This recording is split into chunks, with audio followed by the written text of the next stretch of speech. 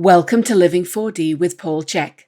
Today, Paul is excited to be talking with integrally informed psychotherapist Dr. Keith Witt. Dr. Witt is a licensed psychologist, teacher, and author who has lived and worked in Santa Barbara, California since 1973. He is the founder of the Art and Science of Relationships, and via his website, he offers his School of Love lecture series, books, blogs, Therapist in the Wild web series, and Integral Conversations, audios and videos on topics such as health, love, relationships, sexuality, spirituality, development, and psychotherapy. Author of 8 books, plus 3 TEDx talks, Dr. Witt lectures across the USA and internationally. Hello, everybody. Get your notebooks out, clear your head, and get ready to sit with a true wise man. Keith Witt is a highly respected, world-recognized integral psychologist and a regular contributor at integrallife.com. I've read a few of his excellent books and listened to countless of his podcasts and interviews on audio and video, and he's really helped me live and love more fully and inspired me to be the best therapist and educator I can possibly be. Keith has an extensive background in martial arts, loves to exercise, is a father of 2 children, and really walks his talk. In this conversation, we talk about his life path, education, and spiritual philosophy. Then we go into his views of the challenges we face today and his opinions of Donald Trump as an integral psychologist. We finish with a comprehensive look at what love is, Keith's 5 stars for healthy, loving relationships, and why love always comes with pain and sacrifices. I could have talked to Keith for days without stopping, and you're about to find out why. Enjoy Keith Witt. And by the way, if you love Keith Witt as much as I do, you'll be glad to know I'll be having him back to continue our dialogue soon. Enjoy Keith Witt. Well, everybody, you're in for a very exciting and probably very deep ride today. I'm very excited to be able to share integral psychologist Keith Witt, who's somebody I've studied for quite a number of years. He's a real key player in the integral movement, Ken Wilber's movement. I do a lot of my studying on integral life. So if you're not familiar with integrallife.com, I highly recommend. You can find a lot of Keith's great information there.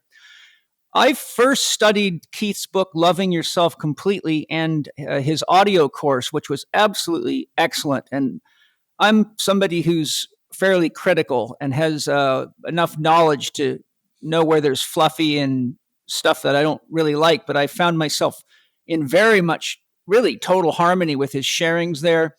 As I said, I've been watching and listening to him on Integral Life, and he's excellent. And him and I have shared email exchanges over the years. He's looked at my book, How to Eat, Move, and Be Healthy, my online HLC1 course, and I have a deep, deep love and respect for your work, Keith. Welcome to Living 4D. It's wonderful to be on your show. Thank you. I found 7 books you've written on Amazon. Are 8. there more? Yeah, there's 8. Okay. So the Shadow Light, my book on shadow, has a workbook called the Shadow Light Workbook. And then I have Waking Up and Sessions on Integral Psychotherapy.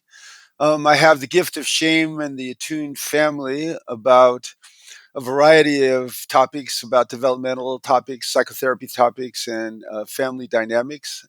I have Integral Mindfulness on Integral Mindfulness.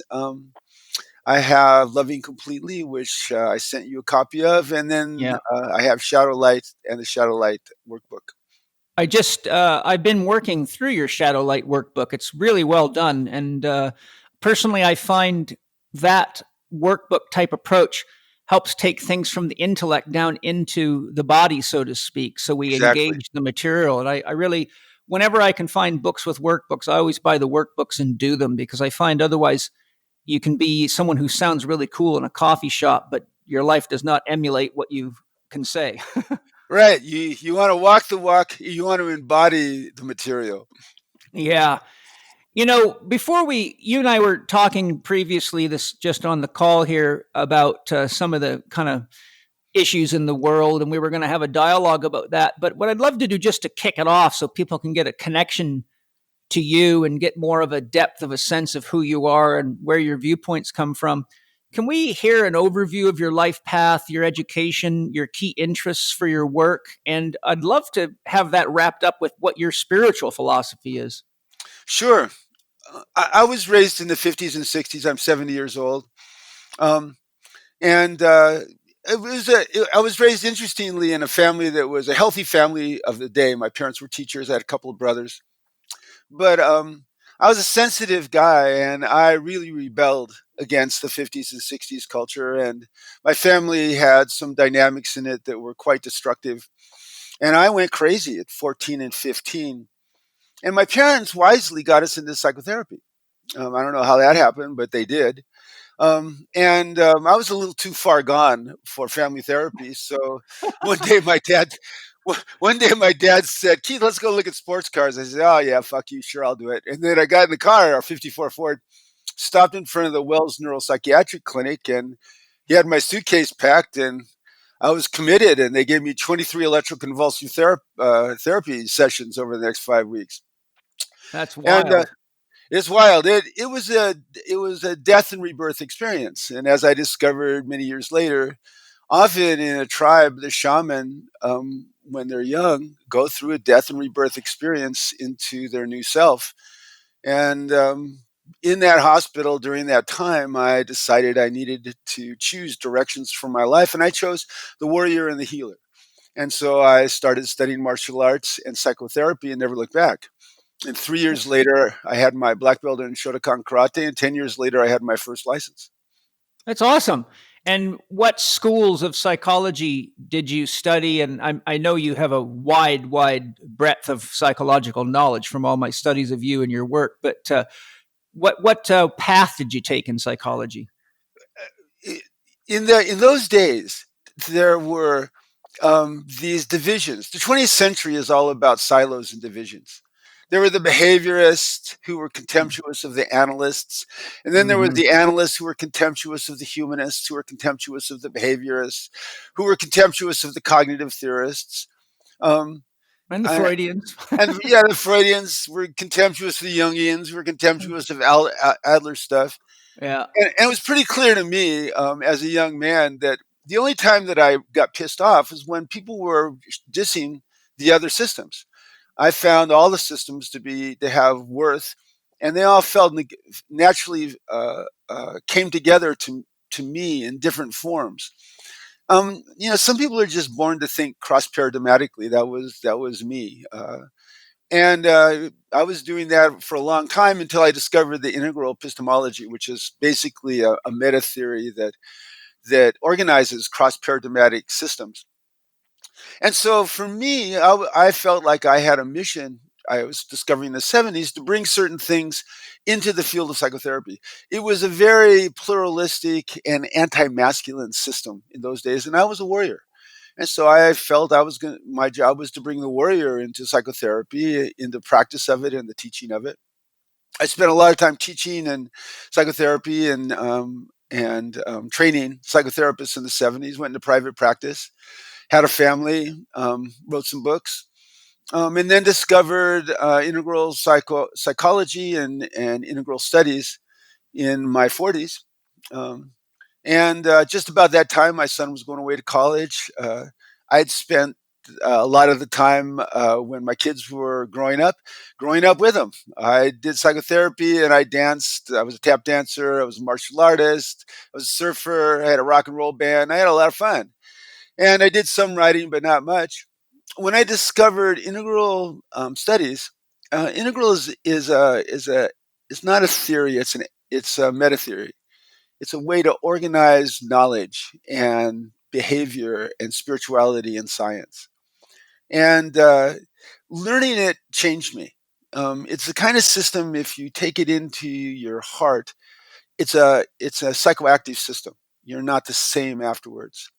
And so it had that impact on me. And as that happened, as I began to organize my understanding, there were forms, psychotherapy forms, developmental forms, spiritual forms. I'd been doing Zazen meditation since I was 15 with Shotokan Karate, and then I'd done some other meditations. I'd studied with a Taoist priest between 78 and 81, learning his healing system and doing the meditations and the yogas. Um, and so it got that there. I always knew that empiricism and pure spirituality were connected, that there was an integrating framework where they fit together. Um, and the integral epistemology, which puts pure phenomenology and pure spirituality on one side and pure empiricism on the other, and has a framework that organizes both of them. It was like coming home. And a lot of people have had that experience. And so I went to the first integral psychotherapy conference with a book that I'd written on integral sex therapy, met Ken Wilber, and realized that there weren't books at that time written on integral psychotherapy. And I went home from that first conference in 2004 and spent the next 12, 18 months writing my book, Waking Up, on integral psychotherapy. And I was just surrendered to it. I dreamt about the material every night, wrote down my insights, finished the book, sent it to Ken. It was a little bit surprising to get a 400-page book from someone you don't know that well. And then after that, started teaching. Did all the stuff that most of us do. And when you start stepping up, it challenges your psychology. It challenges you to find your own blind spots and to work on them. And for me, it renewed my interest in that particular process. And I found a therapist. I had to look around the country to find somebody to work with, and then surrender to the process. It's a long time ago, and it's led me to a lot of different places. Now, originally in the 70s, one of the insights that I had when I started doing psychotherapy was that there's basically two functional things that I'm noticing here that I'm not really hearing other people talk about. And one of them is that everything is relationships. That the relationships we have with all the different parts of ourselves, with spirit, with nature, with other people, and so on, if those go well, we go well, with our body, with our physical presence. And if they go badly, we go badly. Everything is relationships. In the Buddhist tradition, there's absolute truth, which is everything all at once right now, suchness, and everything else is relative truth, and relative truth is all relationships. And the second thing I noticed is that everything is happening all the time. The fragmented psychotherapies of the 20th century pretended that we could just talk about behavior and not talk about spirituality, or talk about cognition and not talk about emotion, or talk about our history without talking about our traumas. And I knew intuitively that just wasn't right. All that stuff was happening all the time in consciousness, and most of it in unconsciousness. That's what my book Shadow Light is about. And so how do you help people grow? How do you help people grow when most of their life they're run by powerful habits that are ingrained in their bodies and in their minds, that send them up information that guides them? And our consciousness is this thin veneer on the top that can powerfully guide. But it has to deal with these huge forces of unconscious learning and behavior and trauma, and with our reactions to the world. And that's what psychotherapy is about. And that's fascinated me my whole life. I've probably done over 65,000 therapy sessions in my career, and I still every week learn new things, find new stories. It's an exciting time, and it's nice to be 70 years old and excited. Yeah, it's very apparent. Nobody would know you were 70 listening to your voice and feeling your energy. And I love that. I really do. And I have a lot of love and respect for your work and how you live and how much you share, and just your capacity to really to take in pretty much every angle anyone can throw at you, and have some way of relating to it. It's very Aikido like. How would you define your spiritual philosophy if you had to sort of put that into an encapsulated form so that we could understand it? My belief and my experience is that there is a field that has always existed and will always exist, and that when the egg and the sperm was fertilized by the sperm, there was a little electromagnetic field that came into existence, which is true when seeds are germinated and so on. Yes. And when that happens in people, there's some transmission from that general field into the particular, into us. And then that self grows. And it continues to grow. And then we're born, and we go through a series of differentiations. And and as we discover ourselves, we discover we're a boy or a girl, we discover we have a theory of mind, and so on. As we do that, there's a deep moral sense that every human has. Um, it's genetically driven. And I think what happens is at a very young age is that a wise self is developed. I think our brains are so sophisticated and our minds are so sophisticated energetically and biophysiologically that as we grow, always in relationship with other people, always in relationship with ourselves, always in relationship with spirit, that there's a wise self that's there. And we often, those of us that are parents, we've seen that in our children. They'll look at us and they'll say something that has such deep wisdom that it blows our mind, and they don't know where it comes from. But I think it comes from that field. But then on top of that, our personality develops. And our personality has our fixations, it has our joys, our sorrows, our attachments, all the drives. And we have all the drives that chimpanzees and rhesus monkeys have, and slugs have, and snails have, but we have to manage those. And that's a million processes that we have to learn how to manage. And as we learn how to do it, our personality gets stronger and stronger and stronger. And it blocks out our wise self to a certain extent. It blocks out our connection with spirit, that origination point or soul or Atman. And until there's a point in our lives, developmentally, it tends to happen in early adolescence between 9 and 12, when our brains go through a transformation where we can think relativistically, we become formal operational. And at that time, we can reflect on ourselves. And as we reflect on ourselves, we can choose to grow. We can choose to support our personal evolution. And if we do, if we're strong in that instinct that we all have for self transcendence, and that's a hardwired instinct. There's a series of drives that humans have that have been determined by personality theorists. One is reward dependence, one is dependence, one is cooperativeness, one is harm avoidance, but one is self transcendence. And people that are strong in self transcendence become seekers. And then you want to grow and you want to self transcend and you want to support your own evolution. As you do that, what we've discovered in integral and in personality research is you start identifying with larger and larger and larger groups and beings in the world. You go from your family to your tribe to your nation to all people to all life to the universe.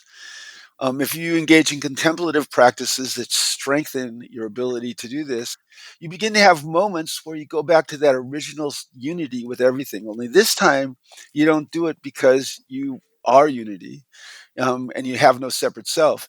This time, you do it because through your separate self, you have embraced larger and larger and larger containers until finally you go, there is a larger container that is more me than my personality. And those are the moments that guide us. And as we have more and more of those moments, more and more we feel like that's our real self. Um, my personal foundation meditation is one that's familiar to anybody who's studied Eastern, Western, South American traditions. It's a raised the Kundalini meditations, what Joe Dispenza does in his way. And I started going up 7 chakras, lighting the chakras up in a gross sense, in a subtle sense, in a emptiness sense, and in a non-dual sense. And over the years, all of a sudden there was an 8th chakra, and then Yeah. and then I kept doing it, and then there was a 9th chakra, and in the 9th chakra there was a connection with. It felt like with a, a, a, a being that was connected to the universe in a way that was different from me. The name that I gave it was Krishna. It just felt like a Krishna to me. Yeah. And so that sense of sense of Krishnaness is always there now. And he and I have conversations. And right now he's in a way my bridge between this world and the other world. Um, and it takes me back to a quote that I read when I was 17 that blew my mind in a science fiction book called Dune, where the hero, a young man named Paul, who was 15 at the time, which was how old I was when I first read Dune, opens up a Bible and sees this passage. And the passage blows his mind, and it blew my mind. And the passage is, think you that a deaf person cannot hear? What deafness then might we not all possess? What senses do we lack that we cannot see and hear another world all around us? And I felt that. I thought there is another world, and I want that other world to be part of my life, an ordinary part of my life. And that was guided my spiritual path, and it is a part of my life now. It's part of the existence of the universe. And I think that in terms of my own personal spirituality, which is true for all of us, most of us these days have our own personal, spiritual cosmos. That pretty much defines mine as much as I can say in a few minutes. Well, I love it. I think it's fantastic. It's in many ways very in harmony with my own path, and different words, but comes to the same place. And I think it's a very integral path, and it really is an exemplification of your own teaching. Hi, everybody. I hope you're enjoying my deep, meaningful conversation with integral psychologist and wise man Keith Witt. Keith and I both have a long history of helping people heal from mental emotional wounds, and I can tell you for sure that one of the first steps to balancing emotions and the mind is consuming certified organic foods so that people have the nutrition they need to feed their brain and body optimally. If you'd like to add real certified organic nutrition to your diet that is easy to use, fast, and nutritious, there's no better place to start than with Organifi. Organifi offers a wide variety of excellent, good-tasting, easy-to-prepare superfoods, protein powders, and drinks that my family, friends, and clients love and use regularly. You can taste and feel the nutrition right away, and I know you're going to love Organifi's great products. Go to Organifi.com, that's Organifi.com, and at checkout use the code capital C, capital H, capital E, capital K 20 to get your 20% discount on any of the products at Organifi. To get to know more about Drew Canole, the founder of Organifi, listen to my podcast number 64 with Drew Canole, UBU. I think you're really going to love this guy and find out why our values are so aligned. Enjoy Organifi. Listening to what you've just shared and having listened to a lot of audio and seen a lot of video and read 2 or 3 of your books now, it's fun for me because I can now hear something I haven't read, but that really resonates with what I perceived was the man I was reading, which is really cool. I get that sense talking to you. Because I checked out your book. Okay, now I'm talking to you. We're having this conversation. I'm going, I'm having that same sense. Another crazy man. Another crazy man who's dialed into the other world. Yeah, exactly. When you talked about how everything was happening all the time in the beginning of our discussion here, it reminded me of one of my favorite definitions of myth, which says a myth is something that never happened, but is happening all the time. Yeah. And a myth is a story that tells itself. And so it's really interesting how, I think we're going through a myth transition right now, and we're experiencing a counter myth of having to come to awareness of all the, sort of blind spots that we have. And it's, as you know, leading to quite a bit of turmoil. And because I have you to talk to, there's something I wanted to ask you before we get into the other things that we were going to talk about, because I have a feeling you're going to have some wisdom to share. I'll use Gebser's model because I think it's simpler. If you start from the bottom, you have the archaic level of consciousness, then you have the magic, then you have the mythic, then you have the mental, and now the integral. And as Ken Wilber teaches, we transcend and include, at least that's what we really should be doing to stay healthy. But we have so many people that are really living in the mental plane today. They're very disconnected from the realities of the earth or what they're doing to the earth or the ramifications of everything from, continuing to drill oil wells to fighting wars over things that are really not relevant compared to the issues we have, spending trillions of dollars to defend lines on paper instead of paying attention to the fact that that money would be better used to rehabilitate the environment. People that are addicted to television that believe everything they read or everything they hear.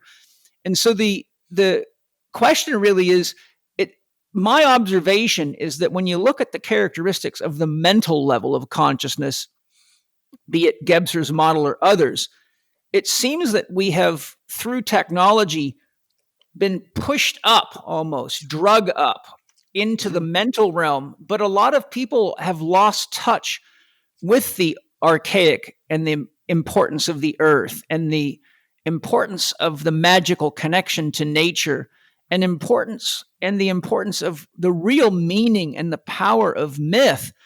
And so my question is, do you feel that we can, in a pathological sense, be caught in a mental plane, and there's ramifications of losing touch with the lower levels of consciousness that are ultimately essential for a well-rounded human being to really navigate life and not destroy themselves and the planet and each other?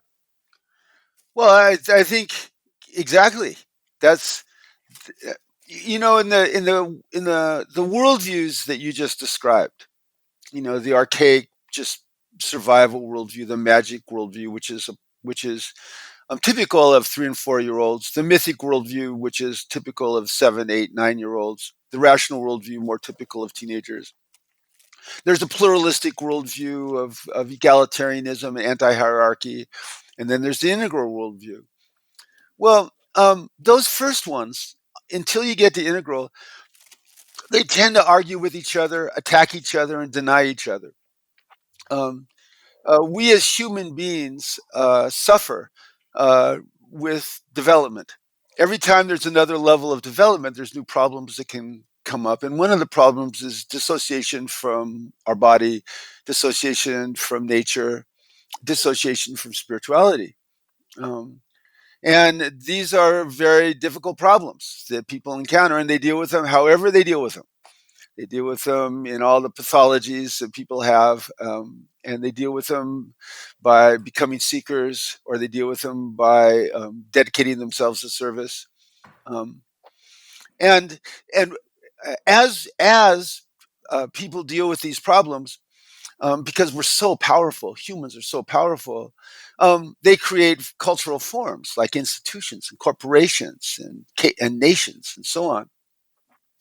And in these collectives, there are collective blind spots, and there's collective pathologies that play themselves out. And we can see this all throughout human history, particularly the last 10,000 years of agrarian history, until we finally got to the Enlightenment about 300 years ago, and we're now in the Industrial Revolution, now the information. Now, as we see that, as humanity has gotten more powerful with new tools and new realizations and new information and more people and so on, it's created a lot more damage. And so this is the first of 6 great die-offs that have happened on this planet since life began. This is the first one that's caused by a factor that actually has consciousness, that actually has a moral core. Humans have a moral core.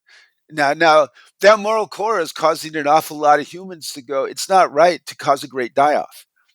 It's not right to poison the biosphere. It's not right to develop more and more progressively dangerous ways to kill each other. And that has worked its way into the collective also. Things look really bad right now, and they are really bad right now. And there's less poverty now. There's less hunger proportionately. In terms of the population, there's less war. There's more education. There's more equality of men and women. There's more democracy. Um, the human race is up leveling. It's evolving. Violence is more forbidden. Physical violence. We're seeing this now in the riots. Uh, Yes. you know, I've been through a lot of these cycles.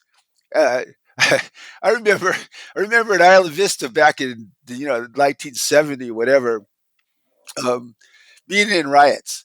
Okay, and there was an awful lot of horrible things that were happening. The police beating us up and shooting us and all this other stuff. Um, and people going out and burning down the Bank of America. There was Bank of America. The National Guardsmen coming in all these trucks. Well, the riots of these times are amazingly nonviolent. compared to those. There has a lot more consciousness in these dialogues about the real problems that are affecting particularly American culture. I mean, people aren't just talking about racism. They're talking about income inequality and poverty, which drive this stuff.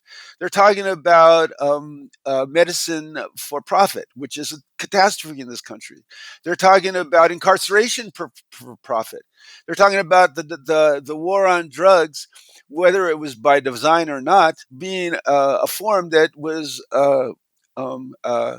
and that followed Jim Crow in keeping black and brown and poor people down. People are talking about all these issues. They're dealing with the problems as wicked problems that are multidimensional, that need multidimensional responses. I was so touched in my heart that there were protests in England and France and Germany around George Floyd. You know, the boomers were the first world centric group, but right now the millennials, um, they're the first group in human history that identify more with their age group around the world than they do with their nation.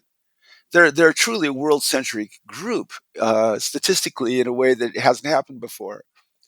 So I'm encouraged by that, and I want to support that.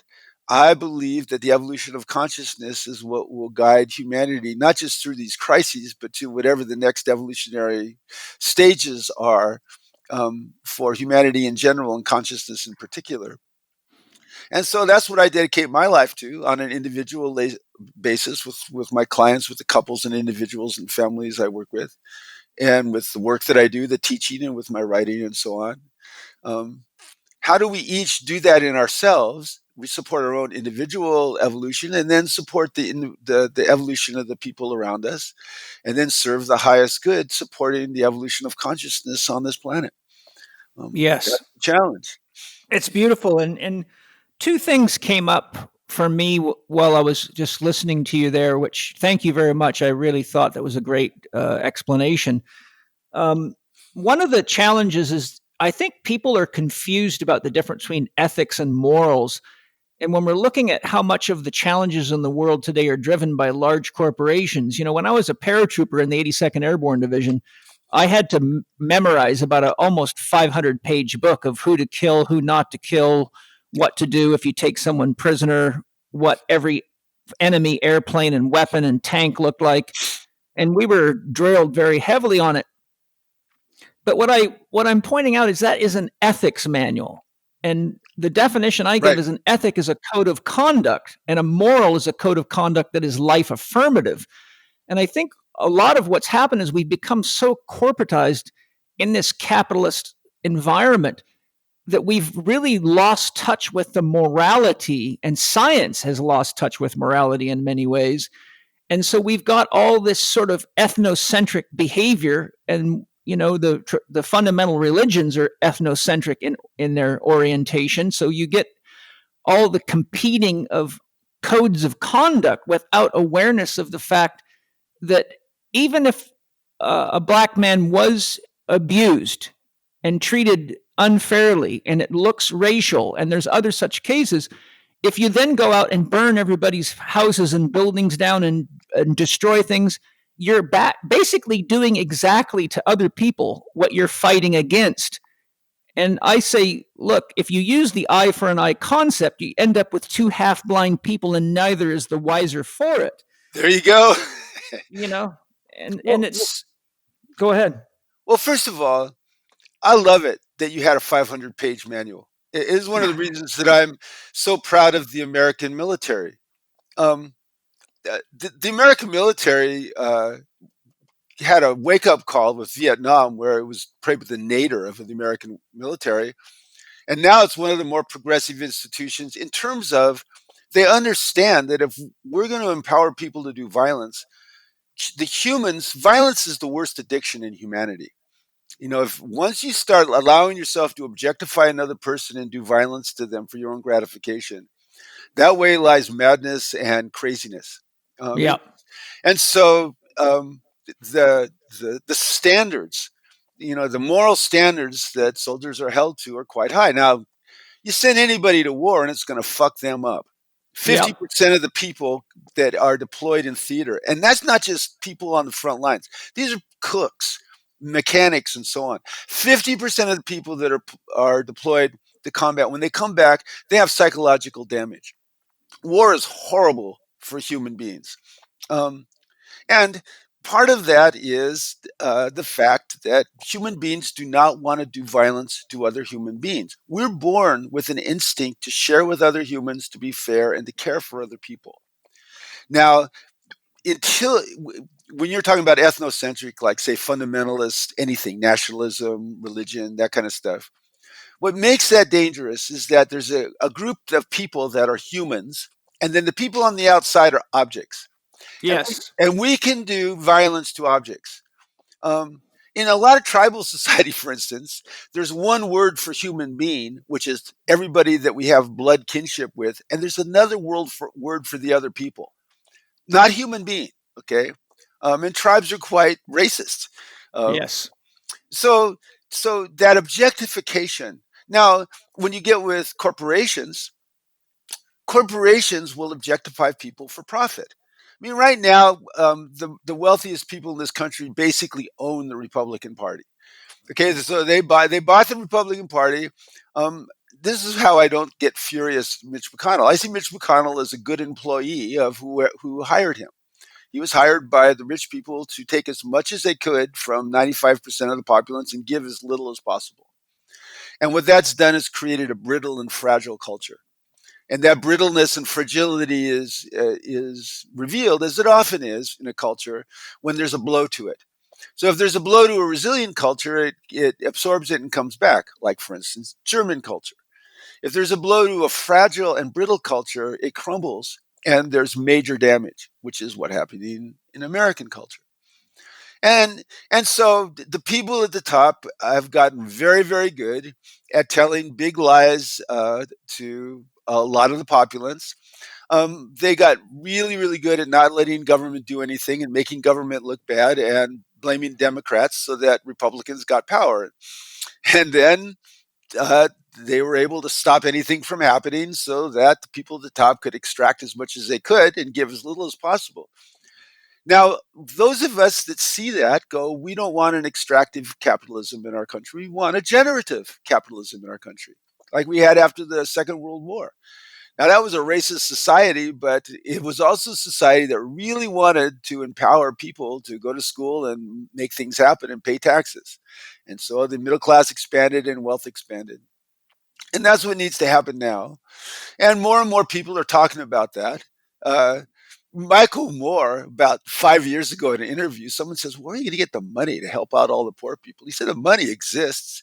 It's in bank accounts in the Bahamas. We'll just, let's pass a law, take 10% from all the billionaires and 100 millionaires. They won't miss it. They're not going to have to sell one yacht. And they'll just get pissed off and scream and shout, and we'll take that 10% and we'll fix the roads and we'll raise wages, maybe a guaranteed national income, who knows? And we'll help people join the middle class and create wealth.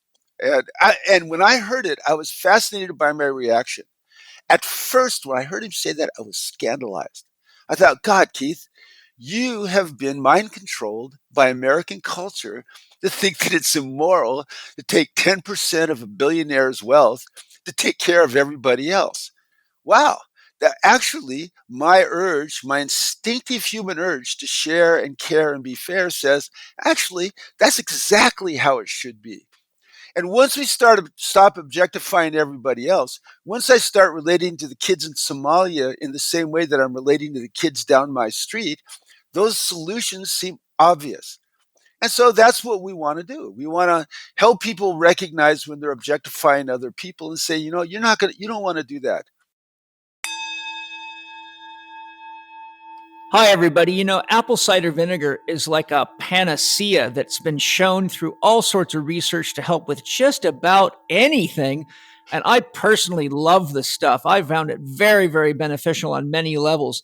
And Paleo Valley's apple cider vinegar complex is absolutely awesome. And I've got Autumn Smith, their founder, here right now to tell you why it will be a great addition to your life. Autumn, what is it about your cider vinegar complex that we should all know about? Well, I created the apple cider vinegar complex because I was on a mission to not only live as long as possible, but to feel amazing when I did that. And I learned about apple cider vinegar's incredible ability to help keep our blood sugar very nice and stable, which is one thing we know people who live long, healthy lives have.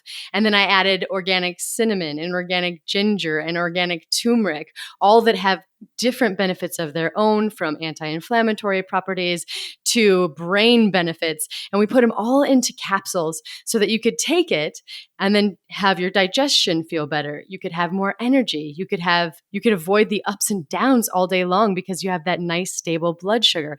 And of course, another interesting side is that apple cider vinegar may actually be able to help your body break down glyphosate. So there are so many different ways that you can use this product and reasons that you might. And the reason it's so important to me is because I want food to be used as medicine. And so we can encourage our bodies to do all of these amazing things simply by the addition of the apple cider vinegar complex. Well, I also love that you have ginger in there because it's a very effective anti-parasitic. And today, with the amount of processed food people are eating, it's a really good idea to have some ginger in your diet. So I love this product myself. I use it every morning. And Autumn, where can people get it and what's their discount? You guys can all save up to 15% off with the checkout code CHECK. That's lowercase CHEK 15. And I just wanted to mention too, the number one thing I hear from people is that this complex helps them reduce cravings. So I hope you all love it. Yes. So go to Paleo Valley, PALEO Valley.com and get your 15% discount. And I hope you love it as much as I do. No, most of the Trump supporters are good people. You have a flat tire outside one of their houses. They're not going to shoot you. They're going to, fix your tire and probably offer you dinner. But when they get together and they objectify other groups like immigrants or whatever, now they're objects. They're not people anymore. And then they can justify doing great violence to them. And they don't realize it. And so my job is to help them realize it. How to do that? Well, there's a lot of ways. Working against poverty and for people in the middle class, that helps. Psychotherapy, you do it one person at a time. My particular favorite is, I have two big favorites. One, let's make child abuse and child neglect be our number one problem. That causes more deaths, expense, mental illness, and suicide than all the other problems put together, certainly more than COVID. And yet people don't say, if we could eliminate child abuse and child neglect in this generation, then the next generation will have half as much incarceration and half as much mental illness and half as much physical illness. So let's make that a national priority. And there's lots of ways that have been proven that help that. And the other one is, let's get everybody together and find the superior education models in the world.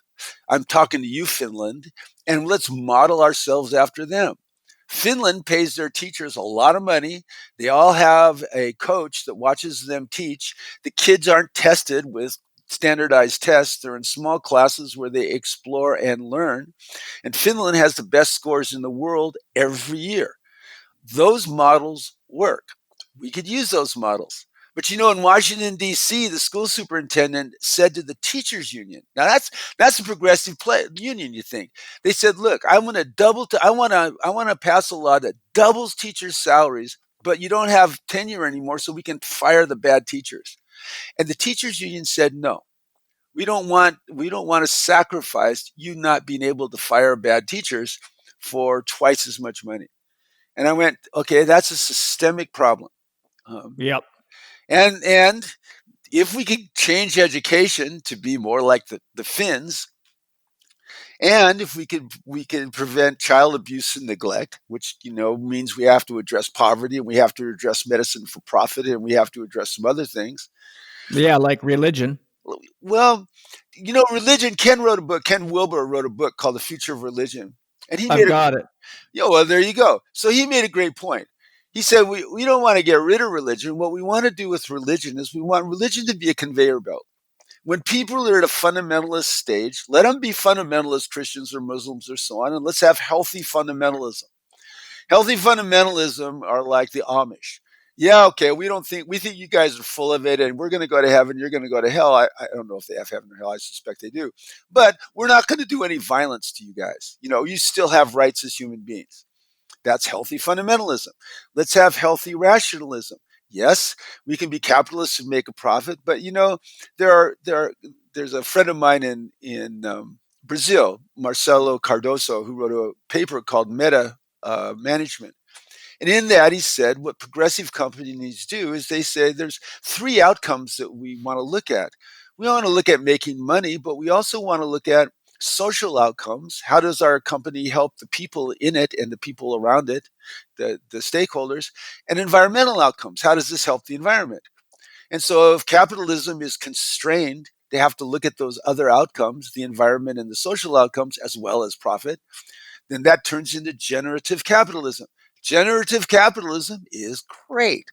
Generative capitalism in the corporations that are constrained to have to do generative capitalism, and they need external constraint because, unlike Mitch Romney is saying, no, and the Supreme Court, corporations are not people. Corporations will become as corrupt as we allow them to become. We constrain them so that they can't be corrupt. They won't be corrupt. If we constrain the drug companies so that they have to give us drugs at a reasonable price, they'll do it. And 5 years from now, they'll be really proud of themselves for how well they're doing it.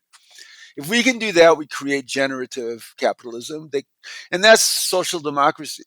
And social democracy is a superior form of government and just a superior form of economic approach to the world. And so, on a local level, understanding that and coming from that place, which is a place of radical inclusion and using your own inner wisdom, that guides me in my psychotherapy. And I think it guides all good psychotherapists. Again, the 21st century is about integrative systems. So, back in 1980, if I said that stuff, they go, well, you're a feminist therapist. Go, no, Yeah. Or no, a hippie. or I'm a hippie therapist. No, I guess I got feminism in there and I got hippiness in there. But, what I am is a therapist. And a therapist is dealing with the whole person, and the whole person is a whole bunch of processes. And I have to have some intuitive understanding and some actual understanding of what's healthy and unhealthy on most levels to be a guide to other human beings in their development. And if everything is relationships and everything's happening all the time and we exist in multiple contexts, I have to take all that into account with every single thing that I do with my clients and with myself. And when you do that, your clients start doing it. And as they start doing it, they take their body into account and their supplements and the environment. They start looking at data more critically. In this age of so much data, the amount of knowledge in the world doubled between 2011 and 2014. Now what we have to teach people is how to discern good data from bad data. I'm very suspicious of myself making an instantaneous judgment from any one data set. I want to look at the other side and maybe another side and have a more nuanced understanding of almost everything. I've discovered that a compassionate understanding and nuanced understanding seems to guide me better than more black and white understanding. And also, most people are trying to do right.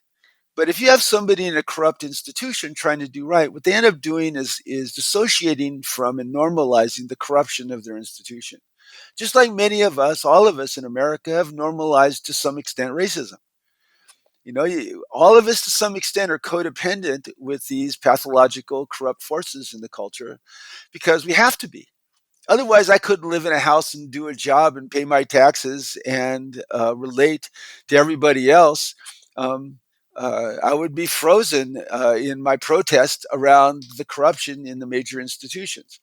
I work against that corruption, but also I'm part of this culture. I'm part of this economy. I have to operate within the constraints of it. And I try to find where I've dissociated and wake myself up. And I try to help other people wake up. And helping people wake up, I think, is the answer. Yes, indeed. I totally agree. And a couple of things that have come up for me is one, as you were just describing the coping and how we have to get along, as you were talking about the racism or the person and the company. There's so much of this going on so many levels. I think as a shadow master, you'd probably agree that we're ultimately, as we're adapting to and surviving in an environment where there's still racism or destruction of the earth or unnecessary use of military power, destruction of nature through chemicals, whatever it might be, there seems to me that we're actually, because we have so many things going on at such a fast pace, it seems for people that aren't doing any shadow work that we're actually repressing a lot of the pain and a lot of the material and a lot of the judgments that if we were moving a little slower, we might be able to engage with more consciousness. I'm curious how you feel about that concept. I think you're 100% right about moving slower. People, domestic violence has gone up during the COVID lockdown. And probably child abuse has gone up too. There are less reports of child abuse, which is not a good sign because the mandated reporters aren't seeing children, teachers, therapists, that kind of stuff. Right. But not in my practice. In my practice, the couples that I work with are doing better. They're sweeter with each other.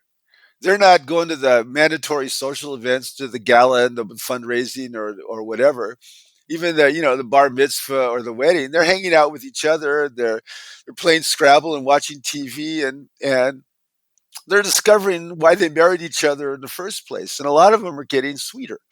They're slowing down, and they're beginning to get a little bit more human with each other. I think on a larger cultural level, you're right. Things are going so fast, and there's so much stress that people are just managing day to day. And when you're just managing day to day, there's not a lot of room to deal with the unconscious or shadow material that is driving all of us all the time. Basically, we're driven by our unconscious. In my book Shadow Light, I see the whole entire unconscious as everything that we're not consciously aware of is shadow. And all the time it's in reaction to our own inner cues and our connections with other people. It's giving us information and impulses and stories. There's constructive ones, like the ones you and I have talking.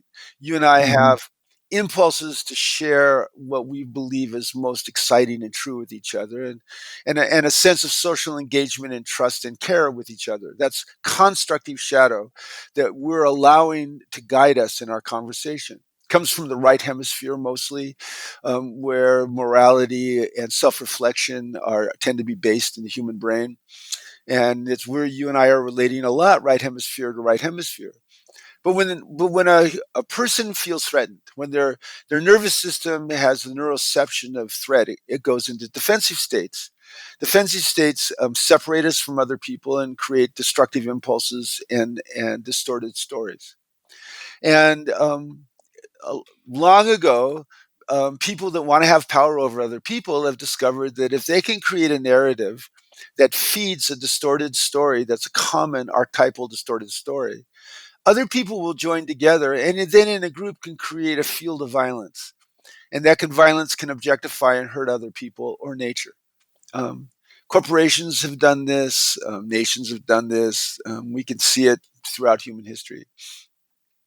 And so what shadow work is learning how to pay attention to that material that's always coming up, and discerning the constructive stuff and saying yes to it, and discerning the destructive stuff and dialyzing it, purifying it into constructive. Now, as we do that, we all develop our own moral imperative.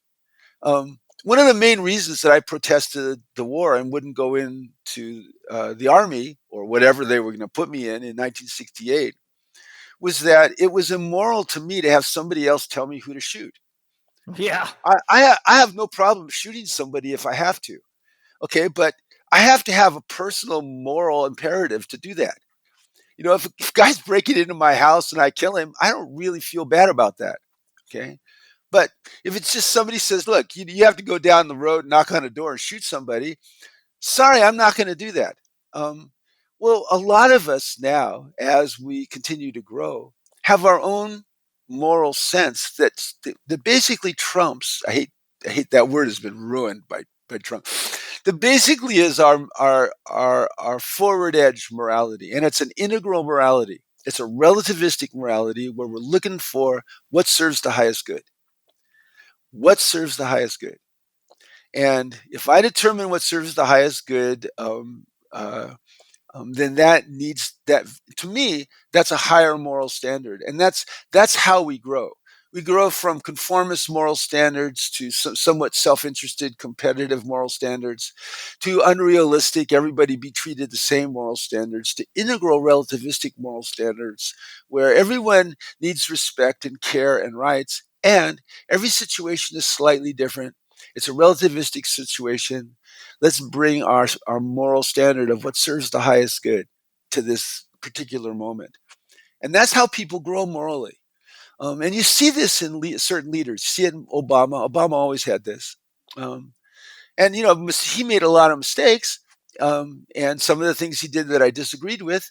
But I knew that he was coming from his own sense of what was moral. I know. And the fact that he was referencing that to me, even when I disagreed with him, was comforting. Donald Trump has a very egocentric morality. Egocentric morality, power God morality, is something's right if I say it is, and it's moral if I can do it. Okay, Yeah. and so he actually gets confused when someone says, "Well, you can't do that. That's not right." And he goes, "Yes, I can. I have the power to do it, and therefore it's moral." That's how he's always been. But it's not that there's no morality there. It's just a super primitive morality that essentially objectifies everybody. That's what I was going to say. It's really more the mentality of an ancient emperor or king from the Middle Ages or the Dark Ages. Yeah.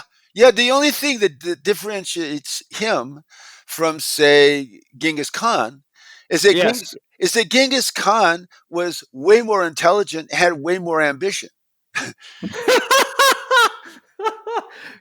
Well, I hope Donald Trump gets to hear this podcast Me too. to get his analysis from Keith Witt for free. Way more intelligent, way more ambitious. The thing that reassures me most about Trump is his lack of ambition. He just wants to be the most important person in the world. He doesn't want to conquer Canada. He doesn't really want anything other than to be the most important person in the world. And so I think that has been his one saving grace. He doesn't want to go start a war. That's just too much trouble. Okay. And I'll take my blessings where I can find them these days. And that particular one is a blessing. His lack of ambition. He wants to get reelected. That's all he wants.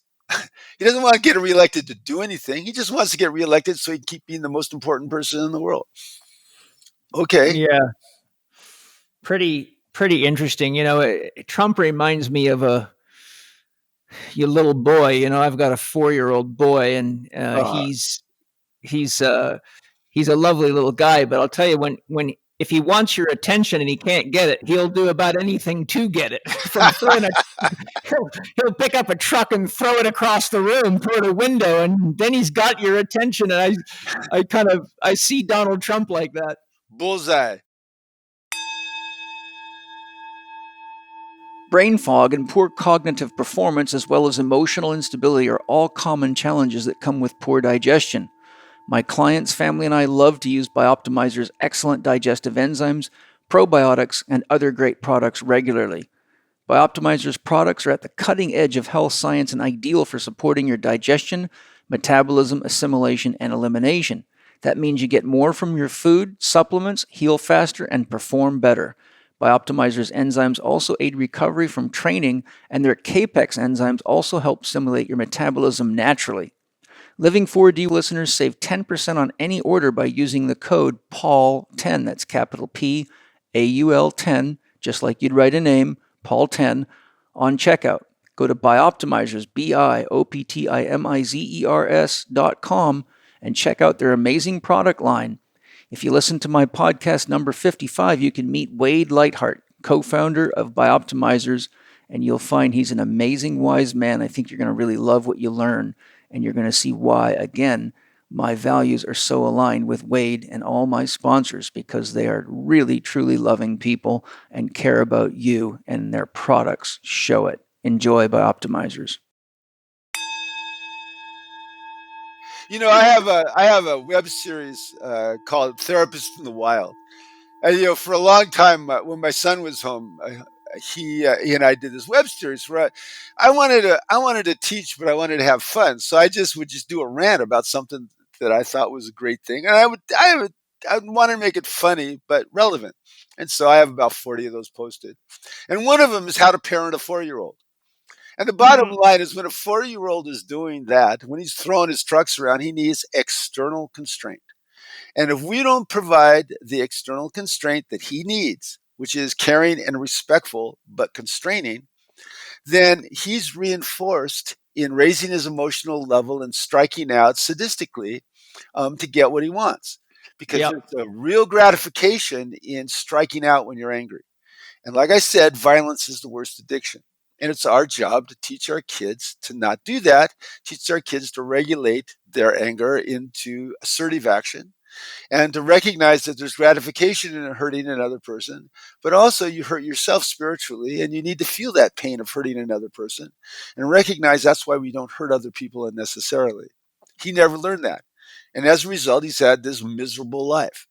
And, I wouldn't trade, I don't care how much money the guy has. I wouldn't trade my life for any aspect of his life. He's lived a miserable life, and he'll continue to. And I'm sorry he has to, but there it is. And I'm really sorry that he is the most powerful person in the world doing that. Well, see, one of the things I think that Trump really does for us, and I know you've had conversations like this because I've heard them, but I really think Trump's gift to us is he is the physical embodiment of the shadow of our nation. Projective identification. One of the most difficult problems that humans can have, a person can have, is a personality disorder. And one personality disorder that's particularly a problem is borderline personality disorder. If somebody's super sensitive and they're in an environment where there's abuse and neglect, they'll tend to get arrested developmentally in a place where, when they're distressed, they will go into a rage place. They'll objectify another human being, and they'll just have these overwhelming desires to attack that person and keep attacking. And they have this sense, if I can keep attacking this person, and what they'll do is they'll take their own destructive side, their own sadism or their own selfishness or their own neglect of self or others, and they'll project it onto the other person, and then they'll attack it and attack it and attack it. It's called projective identification. Mm-hmm. And so you see that on a cultural level with the Republican Party, particularly the right hand, the extreme, and you see it to a lesser extent, but somewhat to the extreme progressives, where they take their own violence. They say these other people are evil. We need to dominate them. We need to attack them. We need to control them. We need to do that because they are selfish, because they want to control everybody, and because they want to exploit us, and because they want to take away our rights. When actually, these are all aspects of themselves that they're doing as they speak, and they're unconscious of, they're dissociated from. It's destructive shadow. And they don't want to face their own destructive shadow, so they project it onto another group. And then, as long as we're attacking that other group, somehow we feel like we're being virtuous. Okay? Projective identification. And we see that happening all over the place. And that's why nonviolent change is slow and frustrating, but ultimately the best. And by violent change is very attractive. Quick violent change is attractive and ultimately is a disaster. I think what happens is people, and I've discussed this, I also have a long background in martial arts and boxing and kickboxing. And oh boy, we would have had a lot of fun sparring back in the day. I bet you would have been a great opponent. I've certainly done my share of damage to opponents, and I've got plenty of wounds to talk about my path in the 20-foot square for sure. Yeah, me too. But I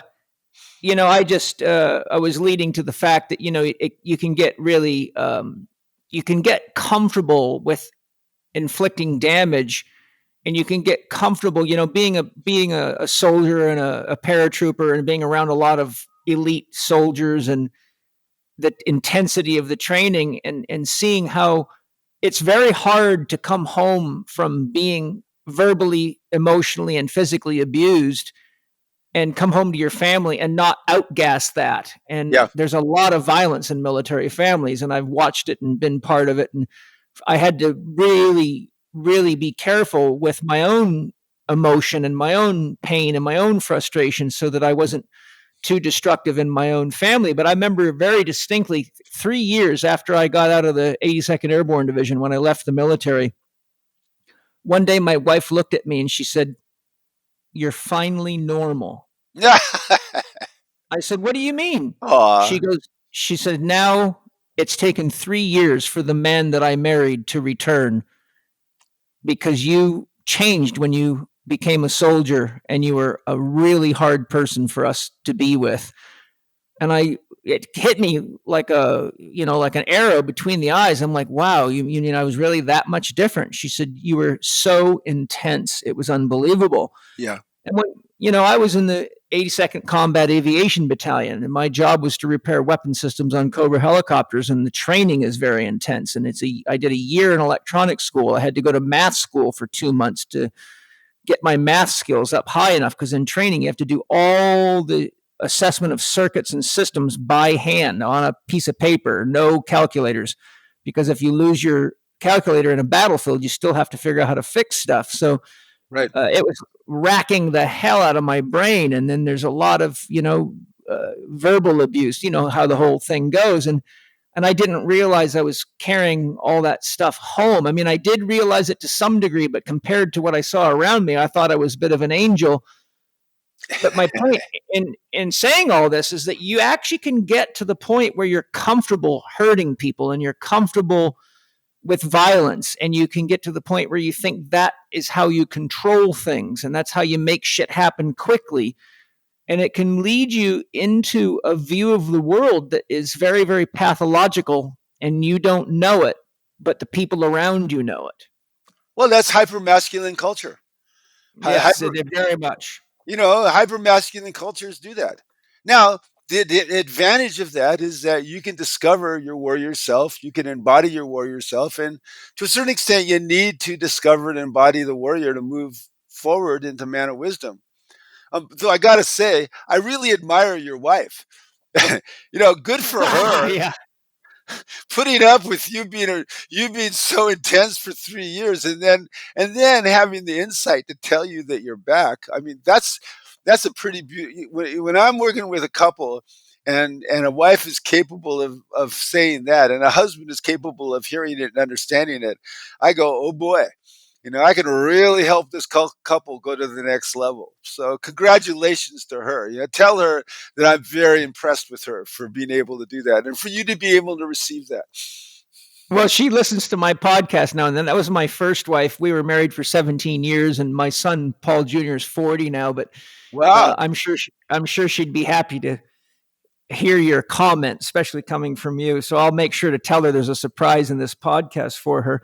One of the things that came up with me as we were talking is I've studied a lot of Ervin Laszlo's work, and I interviewed him recently, and he brought up an important point that I'd like to share with you because I want to hear your response to it. When you think about what's going on right now and how many of our systems are breaking down, Ervin Laszlo said, you got to realize when a system is unstable, that's when it's most open to change. And he said, as scary as things might be right now, and I'm paraphrasing, he said, now is a great opportunity for us to really get together collectively and make the changes we need to make, because the planet can't take too much more of this instability before something's just got to completely give. Yeah. First of all, I completely agree with that. And second of all, in spite of myself, I'm going, the person who was the most prescient about what was going to be happening these last 3 years in retrospect, was Steve Bannon. Steve Bannon thought that there was a major deconstruction of culture that was happening, and he wanted to hurry it along. And what he told the Trump people is, he said, our opponents aren't the Democrats. Our opponents are the news media. And what we need to do is pump so much shit into the news media that people can't tell the difference between real stuff and not real stuff. Well, they've been good at it. Yeah, I know. And I go, well, Steve Bannon, mission accomplished. You certainly were able to do that. Now, that being said, we are a brittle, fragile culture that's deconstructing before our eyes. And I do think this is a moment. And I've seen other moments like this before, Paul. I saw in the 60s, we got the Civil Rights Act passed and Social Security passed.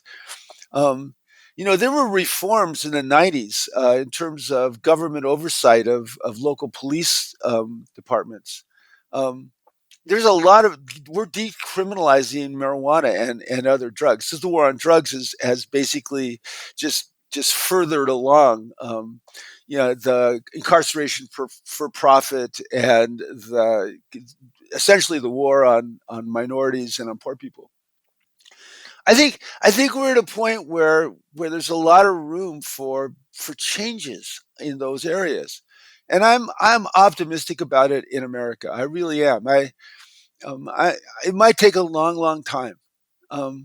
Hillary, to her credit, and Bill, they tried to put a crack into the medicine for profit model of the United States in the 90s, and they were crushed by the pharmaceutical company and by the AMA and stuff. But Obama put a crack in that edifice, and I think there's going to be more cracks as we keep on seeing the discrepancies between our systems and other systems. I'm hopeful. Jeff Salzman and I, you've listened to our Shrink and Pundit Sure, yeah. podcast. Lots of times, yeah, I enjoy it. Well, both of us are very optimistic. That being said, it's a dangerous time. Yes. It's just dangerous now. It's dangerous economically. It's dangerous physically. There's tens of thousands, maybe hundreds of thousands of people that are going to die on account of our government's a poor response to not just the COVID crisis, but to the general health of the population. Social isolation is causing the suicide and drug epidemics, as well as the amount of child abuse and neglect that happened in this country. 28% of women and 16% of men were sexually abused. 1/8 of American kids saw their mother being beat up by somebody. Okay, these have effects developmentally on children. It makes it hard for them to learn. It makes it hard for them to self-regulate their emotions. It makes it easier for them to engage in these behaviors. It makes them feel bad inside, because children tend to take things on themselves. And then when they feel bad, it makes them more interested in things that will help them feel better temporarily, like drugs and alcohol. And those drugs or alcohol help a little bit. And one definition of addiction is it's hard to get enough of something that almost works. That's a good one. My definition of an addiction is any repeated behavior that does not produce the results you want. Yeah, but it almost works. And so hard to get enough of that. And so that social isolation is driven by the fact that everybody is kept really close to the edge of this country of just barely making it, just enough so that the people at the top can extract as much as they can out. But people don't have as much time to live their life, take care of themselves, take care of their kids. Americans work more hours than anybody on earth, except sometimes Japan. Okay, well, I don't think that's a good statistic. And one thing, I think it was Google or Facebook, I can't remember which one, I think it was Google. In Japan, what they did to their people is they put them on a 32-hour work week. They said you can only have half-hour meetings, a maximum of 5 people. Just get your work done, okay? They did that with everybody. Everybody gets paid the same, but it's 32 hours. Go home and have a good time. Have a meeting for a half hour, maximum of 5 people. Do your job. Let's see what happens. Their productivity in Japan went up 41% doing that. They worked 8 hours less, produced 41% more. Okay.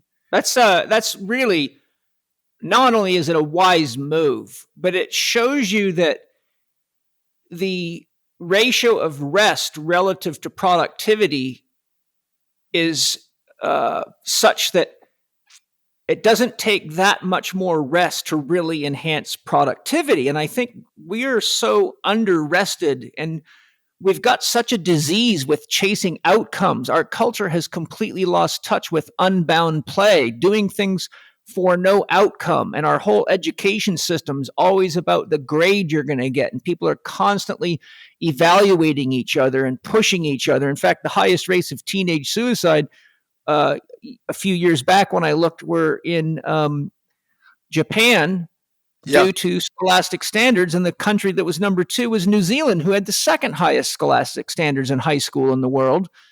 Wow. And so when you look at the fact that we're constantly being programmed through our education systems from children all the way up, that we've got to get an outcome, which is very left brain oriented, very kind of masculine. The arrow has to hit the target.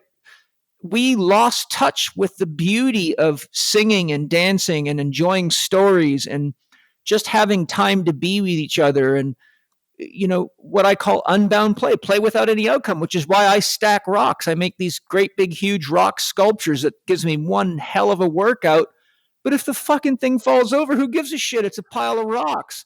I saw those. I love those rock sculptures. I saw that video of you doing them. Those are great, Paul. Yeah, those are it's beautiful. hard work. It's Yes, a great workout. But you know what? It's like it teaches you a lot. When I started doing that, and I teach classes on it, you should see how pissed off people will get when their rock stack falls over. It's like a 4-year-old throwing a tantrum, and I tell them, okay, the stone Buddhas have come to teach you. I say, remember, this is just rock. It's just rock. And in fact, Steiner says, I tell them, you might want to take a note out of Steiner's playbook. Steiner says rocks are unconscious until you break them. So you're actually waking them up to the joy they're having when they fall down. So don't feel bad about it. But we've got a culture that has a really hard time having time to just not have to do anything. And if they just took more time to just be and enjoy each other and enjoy reading something they enjoy, they wouldn't have to medicate them so much, and they would actually go back to work capable of focusing on the outcome instead of surviving the need to produce one. You're intuitively resonating with a lot of the research that we've done on early development, education, and on trauma. First of all, for instance, kids. What do kids learn? What helps kids learn? Well, rough and tumble play with a authoritative parent, or with other kids where it's controlled, the people don't get hurt, but they get to do rough and tumble play like wrestling or bouncing around stuff. That's associated with concentration, attention, and affect regulation later on in childhood. Dance, movement, art is associated with neurogenesis and cognitive development. And also, if you ask people what were the most impactful experiences of their middle school, for instance, and high school, they'll tell you a lot more about their social events or about the play that they are in or about the instrument they learned than they're going to talk about whether they learned algebra or not. Right. And then most of us are traumatized growing up. I mean, the average amount of traumas that a normal person had by 35 in Australia in one study was 4. Okay. So it's normal. 66% of them had that. Most of us are traumatized as we grow up. What do you do for trauma? Well, it's pretty straightforward. Healthy contact with other people, healthy expression of what's going on inside, singing, dancing, martial arts, rhythmic activity. When they did the Truth and Reconciliation groups in South Africa, and they did that to prevent a white genocide when 27 million blacks now could vote, and there were like 4 million whites. They Desmond Tutu would go into a big hall and everybody would pray and then they'd sing and then they'd dance and somebody would tell their abuse story and people would start getting jacked up and freaked out and he'd stop and he'd pray and he'd sing and he'd dance some more and then they'd tell the story again. Basically, he was pendulating back and forth the way that Peter Levine pendulates when he does his somatic trauma treatment. Right. Yeah. Mm-hmm. Okay, human beings crave that kind of connection with each other, and we always have. There's not enough of it in American culture. I think a lot of kids now are suffering from not being able to go to rock concerts. Rock concerts is where people, kids have gone and older people have gone to sing and dance and be around a lot of people where you feel like you're sharing a moral core. Yeah. Like a Bruce Springsteen concert is basically a revival meeting. Yeah. And there's a moral core to it. Yeah, we need some wild freedom. Yeah. And some of us just do that. Okay, but we do that because we've taught ourselves how to do it. It's interesting to me how so many people I work with will do something like that. They go, "God, I'm weird, Keith," and I go, "No, you're not weird. That's not what I call weird." Yeah, that's exactly. I don't call that weird. I call that healthy. Okay. Yeah.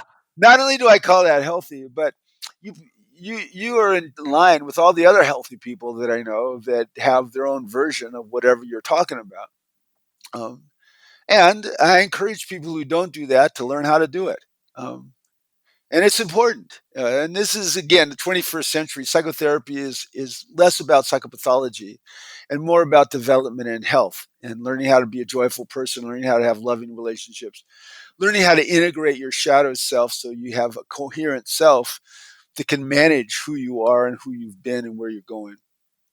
And you're right. Yeah. We need time for that.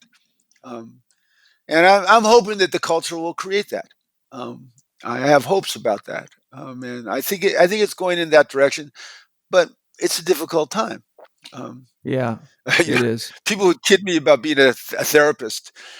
Back when I've been a therapist forever. I started my first session when I was 23, and I'd always tell them, "Yeah, well, in this country, neurosis is a growth industry." It sure is. It's growing too. Yeah. Hi, everybody. One of my favorite products from Symbiotica is a product called Heal All, and I was very fortunate to be one of the people that it was given to test it when it was in production. And it's an amazing product. It is excellent for if you have an injury. And it just so happened that I had actually hurt my neck lifting heavy stones and kind of tweaked my lower cervical spine where I have my old injury and was in a lot of pain from the sort of the strain that I'd put through there, and I immediately put the Heal All on it, and it did far better than any of the other products that I was trying at the time. And Heal All is not only good for musculoskeletal injuries like training injuries or work injuries, but it's good for supporting you with body pains in general, burns, insect bites, sunburn, or pretty much anything where you need more healing power. And I asked Cherubine if he would come share some of the specifics about Heal All so you can understand even better. I wanted to make something that actually worked. What a concept. Can you actually believe that? Yeah. Not a cream, not a lotion, something that penetrates the transdermal skin and gets into the bloodstream and actually provides growth factors and information and coding so the problem can be fixed. And that's why it's called Heal All. This design right here, it penetrates deep into problem areas. So if you're sore, got a sore shoulder, yes, or you've burned something on your foot or whatever it is. I can literally feel it going in. You know why you can feel it? Because of the DMSO. Because there's dimethyl sulfoxide in there, yes, which pushes everything in there. We have 500 milligrams of CBD in here. We have tetrahydrocurcumin, so the highest bioavailable form of curcumin. We have arnica. We have ginger. We have zextine, magnesium. We have all kinds of powerful medicinals in here. I can't even tell you the whole list. Someone's got to go and look for themselves. That's how powerful this is. Nothing like this has ever been done before, and it's in a glass Myron bottle with a glass ball. So it's a roller. There's no waste. Nothing's getting deteriorated. This is the top shelf, highest quality ever. Yes, I love the product. I just hope I don't ever have to use it. But when I do, at least I know I have a real powerful tool in my medicine chest. So get on over to Symbiotica, CYMBIOTIKA.com, And to get your 15% discount on checkout, use the code capital C, capital H, capital E, capital K 15. And as always, let me know what you think. I love these products, or I wouldn't share them with you. And I'm quite positive you're going to have the same kind of experience that I've had, which is enough to get me excited about sharing them with you. Enjoy. Well, Keith, it's absolutely just been lovely to talk to you. I love talking to somebody with the life experience you have, the versatility of and depth and breadth of knowledge. It's I think before I get us into the topic, one of the key topics that we were going to talk about, which is your book and your program, Loving Yourself Completely, I wanted to just say that one of the things that I think is part of our big problem is we've lost the tribal systems. The elders were the primary educators, and they had a very stabilizing effect. And in our culture, we've sort of shelved elderly people, and unfortunately, a lot of them in this sort of attitude of trying to stay young and using plastic surgery and making more money. So it's almost like we've got a culture of elderly people that go into sort of a pathological attempt at youth again. And we don't have the wisdom of the elders. And I think I'm just curious, how do you feel that our culture would be if we had more people with the wisdom of older people and life experience that could connect more with younger people and even people in their 30s and 40s and 50s? I mean, you're 70 and you're still vital. You're still highly intelligent and very active in the world. I mean, if I was 35 and I came and sat next to a campfire and you were the chief or the storyteller, I would not want to fucking let go of you. I would hook a goddamn bungee cord to you and follow you around and call you grandpa.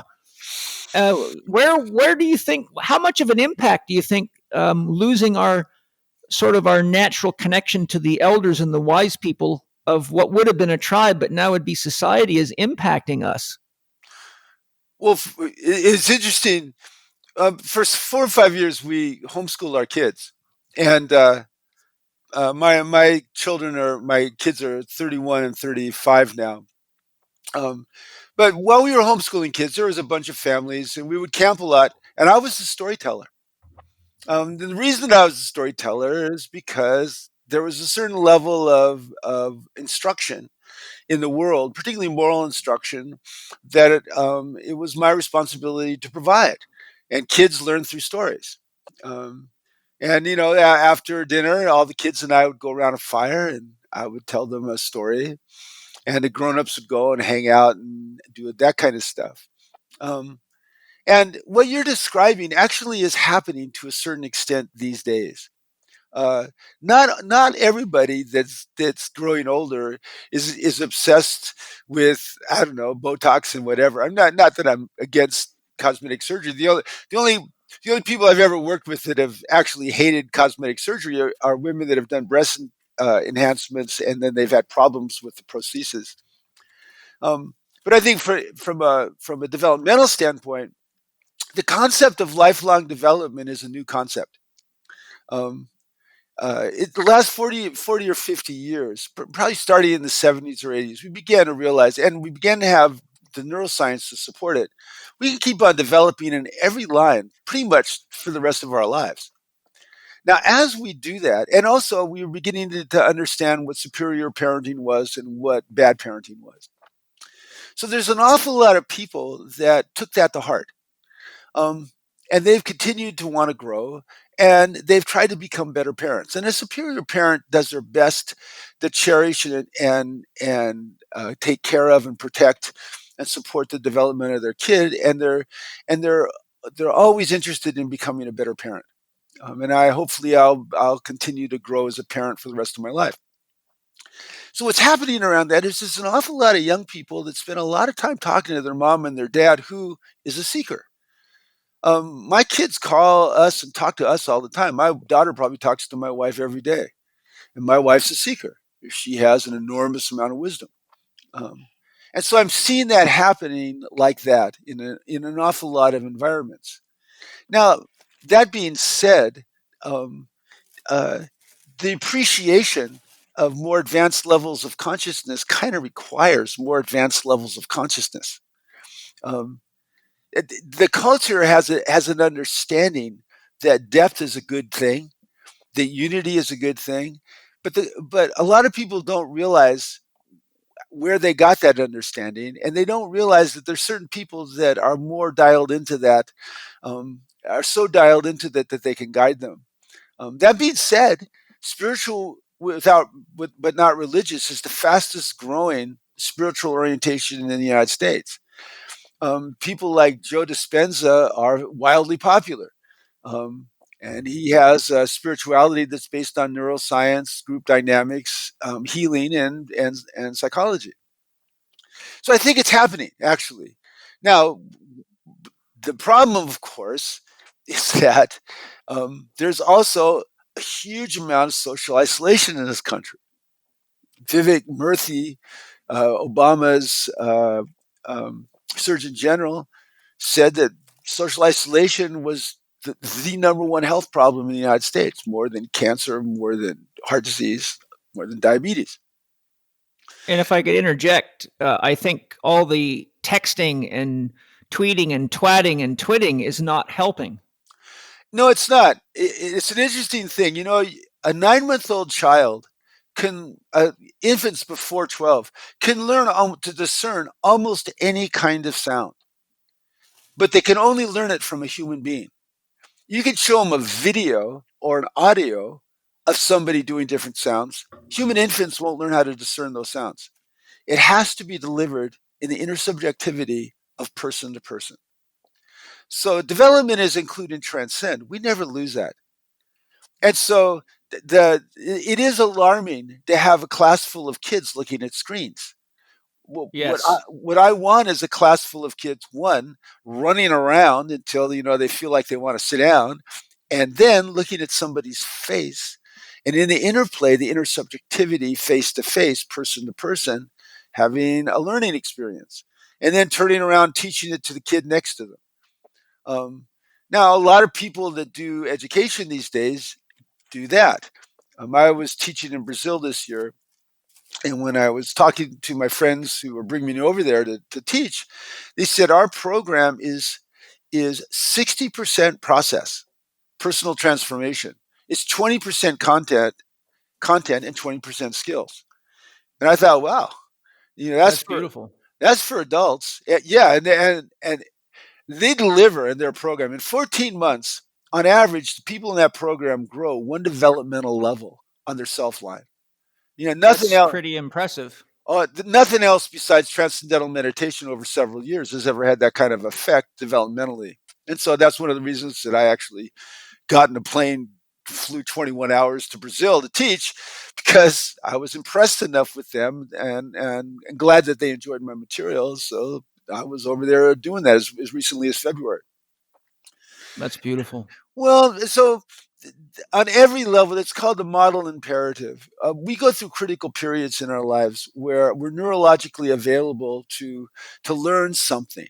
Language in the first 2 years, moral behavior in the first 4 or 5 years, how to think critically in the first 11 years, how to evaluate data in the first 17 years, how to develop a separate sense of self between 18 and 22 in the last stages of adolescence.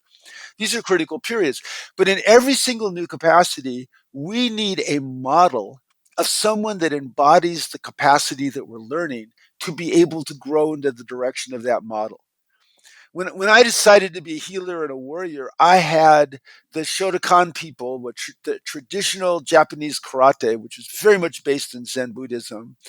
I had Mr. Oshima, who was the head of that thing, as a model. And I had the therapist that my parents and I went to as a model. And so I grew in those directions with them guiding me, because they embody qualities that my nervous system said I wanted to absorb.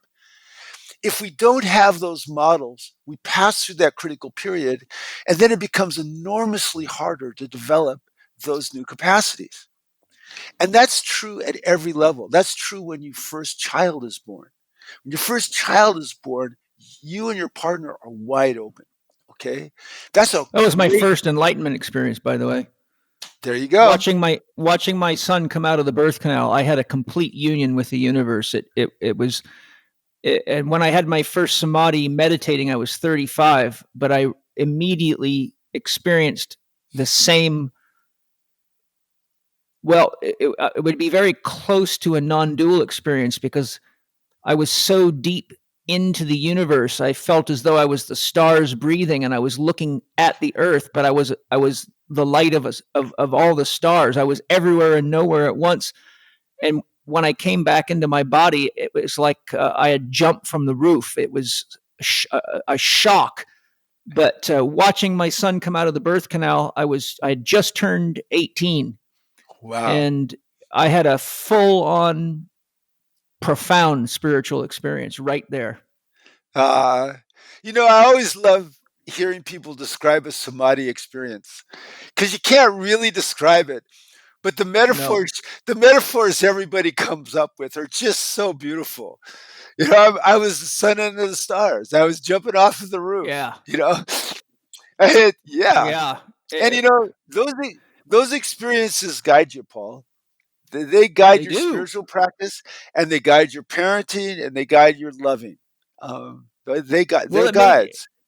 It made me much more critical of, and this is going to play right into our next conversation coming right up here. It made me much more critical of people's ideas of what God is or what God wants and all that sort of stuff, because I had a profound union experience that showed me that God is everything and everyone and everywhere and nowhere simultaneously, and that the only way you could know what God wants is to become God. And if you do become God, there's nothing you can know, because I didn't even know I was me until I actually was coming back into my body. And then I had this shocking revelation from I was able to have a subject-object awareness of what had happened to me, but there was such a powerful imprint. It's almost like when you look at a strobe light and then you close your eyes and all you can see is this brightness. The brightness never went away. Yeah. And so I got imprinted, you could say, with the experience of oneness, not duality. And then the impossibility is to try to describe it with language, because that puts you into a duality. But fortunately, I've had, probably 150 of them since then, largely due to my spiritual practices and due to the need to be out in nature. And also, I'm a medicine man and spirit guide, and I've done over 400 ceremonies to help people heal with plant medicines, and I have a lot of experience with plant medicine. So Good. I've had many samadhis doing Tai Chi, meditation, and was able to correlate those experiences with the plant medicines. And really, they take you to the same place. I think people can, if plant medicines are used intelligently, they can really fast track your awareness of who and what you really are. And I think that's another conversation we could have. But yeah, I agree with that, by the way. I think that there's as many ways to God as there are people on the planet at any given time. But my only point is just that experience first came on with the birth of my son, which is totally congruent with what you're sharing. Yeah. And first of all, I love it. I love it that one of the great things of the shamanic traditions is that they're embodied. Okay. They are. Plant medicine takes you right into your body. Okay, yeah. I'm in my body. Okay, so this is not a thought person connecting with the infinite. This is an embodied person connecting with the infinite. There's something more real and visceral about that, and I think that's what pulls us into those kinds of. I've had similar experiences, both with medicine and with Tai Chi, and also I just want to point out, where have those experiences led you? They've led you to love and service and to self-care. Yes. Okay. There's a direction. Yep. There's a directionality to spirituality. It's not random. There's a directionality to unity with God. It's not random. As people have these experiences, as they evolve, they want to serve, they want to love well. and they want to do self-care in every level, and they want to be less bullshit and more real. Okay, Yes. that's where it guides us. All the developmental lines, as you ascend them, converge, and they converge towards that. They converge towards unity. They converge towards love. They converge towards more authenticity and care and compassion and less bullshit. And that's what we like. Yes. You know, I've studied a lot on world religion, comparative religion, and all sorts of stuff because I've spent 36 years working as a therapist and coach and life coach, and I've found so many. You know, my belief is what my practice and my work has taught me that behind every behavior or action is a belief, and when I track people's beliefs back to the core beliefs that are behind them, it very frequently gets to some idea about what God wants or what they learned in religion. And so when I tell people the difference between religion and spirituality, I tell them spirituality summarized is a connection to a greater whole. And the more spiritually evolved you are, the more you realize yourself as an expression of a progressively greater whole, until you realize that everything and everyone is somehow magically and mysteriously an expression of yourself. But unfortunately, what I call corporate religion does not teach that, because so much of it is at the literal and ethnocentric level, and they don't understand the allegories outside of their own ethnocentrism. And the inspirational element of it is there, but it's also only there within the confines of their ethical structure. Hmm. So for me, spirituality really is one of the most key medicines that I think we need to move into worldwide, because of its capacity to help you heal racism and help you heal differences, and to explore nonviolent approaches, and to realize that we all need each other and that we're all here as part of a cosmic puzzle. And, you know, I tell people that have these problems with racism and, you know, anti everything, whether it be war based or whatever, is that, you know, I have to ask them, what do you believe God is? And most people believe God is some kind of a whole or unconditional love. And I said, well, if you believe that, then you got to realize the person that you're so disgruntled with or that you don't like is actually from the same source as you. And that would be a spiritual approach, to realize that many of the things that you don't like are really aspects of yourself that you don't want to address or realize, and you're projecting them out. And that's what I love about your Shadow and Light book. And I've done Robert Augustus Masters' work on shadow work and Robert A. Johnson's work. And so I think part of spirituality is really shadow work, because when you get down inside yourself, if you're brave enough to find, you know, the dark people, the Hitlers, the Charlie Mansons, and whoever inside of yourself, the devil, you know, you can work with when you've got an objective awareness of the potentials that lurk in you. A lot of people completely deny that there might be a rapist lurking inside of them or whatever it might be. And I say, well, you're actually not tapping deep enough into yourself, because if you go deep into yourself, you find everybody there. And I mean everybody and everything. And when you are able to acknowledge the potentials there, and then the urge to act in ways that might be partially or wholly reflective of some of the things that you criticize and judge, now you have the ability to navigate it. You can say, there's that part of me that wants to, you know, maybe not get a woman's permission to have sex with her or whatever. And then you actually have a chance to recognize everything inside of you that you didn't realize was there, which I think is extremely healing and really enhances the accuracy of our inner compass. I agree. That's radical acceptance. But you see, radical acceptance is not radical indulgence. It's radical in self. No, yes. And so, yes, you know, that wise self that got constellated when we were young, that's always there and developing as we develop. And so more and more we feel a moral imperative to say, yeah, I can radically accept all the destructive aspects of myself, basically based on the drives. You know, denying the drives is crazy. The human beings, at our best, what we do is we take the drives and we turn them into art. And with the most basic drive in humans is the drive to affiliate, the drive to connect with other people. And it's not as simple as saying, okay, I'm projecting my negative side onto you and then wanting to, attack you or defend from you. I also have to deal with you. Okay.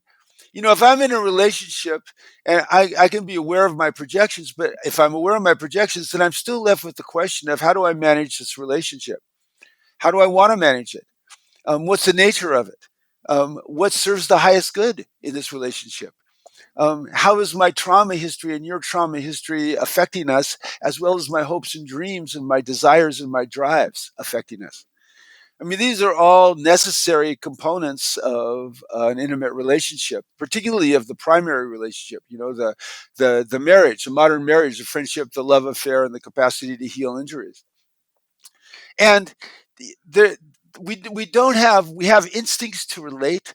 We don't have instincts that necessarily guide us to superior relating. We have to grow in our capacities for superior relating. We have to guide our instincts to be able to engage in more sophisticated forms in dominance and submission, for instance, until those forms make it to our unconscious and they become our reflexive ways of dealing with other people. And we do that through conscious awareness, through intent, through changing our habits of consciousness and our habits of relating, and through being aware of our constructive and destructive shadow and taking responsibility for all of it, just as we're having radical responsibility for all of it. Now, that's really complicated. Yeah. My editors would keep saying to me, Keith, stop saying it's complicated. I'm going, look, I understand that you want me to say I have a simple solution to a lot of problems. Sorry, I don't have a simple solution to a lot of problems. I can take any aspect of the million facet aspect of most any aspect of the million facet aspect of human functioning and talk about principles and practices that can improve someone's ability to be more healthy on that aspect. But that aspect is happening with the other rest of the million simultaneously. And so dealing with all those things simultaneously is very, very difficult. And it's especially difficult when we're doing it with other people who are doing the same thing as they're relating with us. And so when I did Loving Completely, the reason that I did a relationship book when there's a million great relationship books is that my experience was that every single one of those, to a certain extent, was the author getting super excited about their approach to creating love and intimacy and unconsciously avoiding other central dimensions of life that needed to be factored in to Loving Completely. And that's why Loving Completely is the title of the book. That these other factors eventually will show up. Spirituality shows up. How we parent other people shows up. Eroticism always shows up. Whether we're maintaining our physical or emotional health shows up. Whether we're able and willing to do what it takes to get back to love when there's conflict, that shows up. Whether we have some kind of deep purpose is based in our sense of the sacred, that shows up. Those things show up and need to be attended to. If we don't attend to them in ourselves and support them being attended to in our partner, our relationships tend to degrade. And, like any other institutions, if they degrade and we don't renew them, when we don't allow for them to continue to improve, then they create predictable damage, predictable conflict. And that's why 50% of the marriages of this country end in divorce. It's challenging. The modern intimate relationship is the most challenging intersubjectivity and the most promised.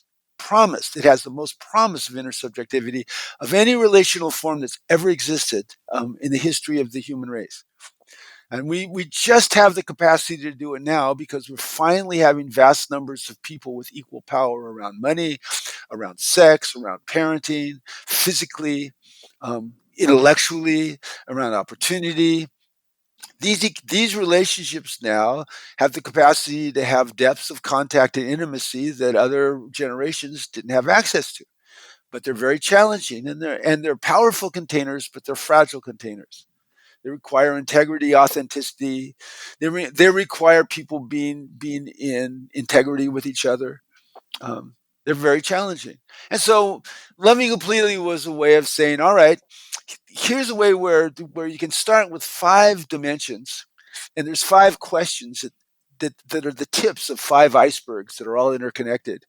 And we can start with those questions and keep monitoring and checking in with those 5 questions. And that'll guide us to the places we need to go to love well, to love ourselves well, to love other people well, to help them do the same.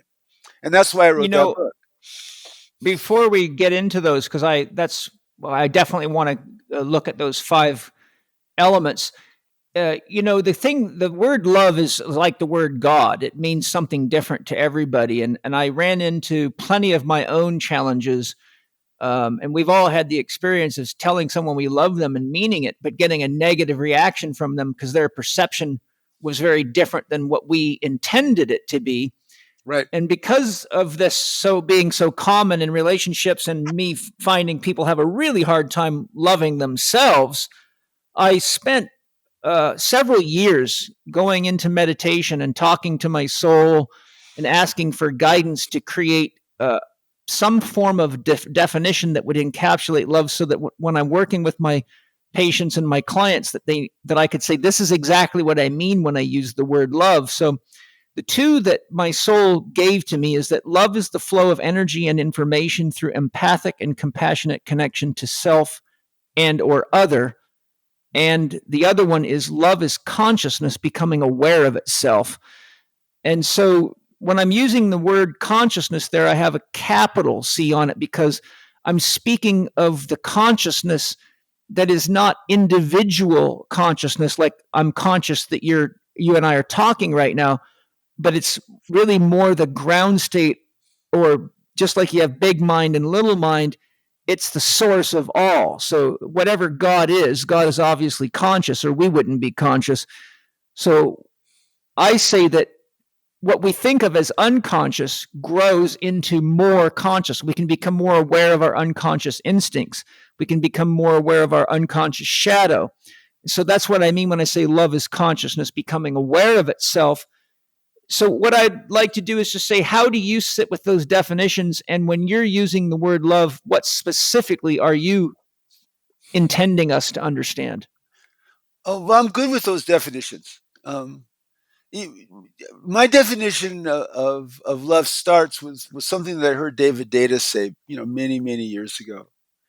He said, love is being at one with. If Yes.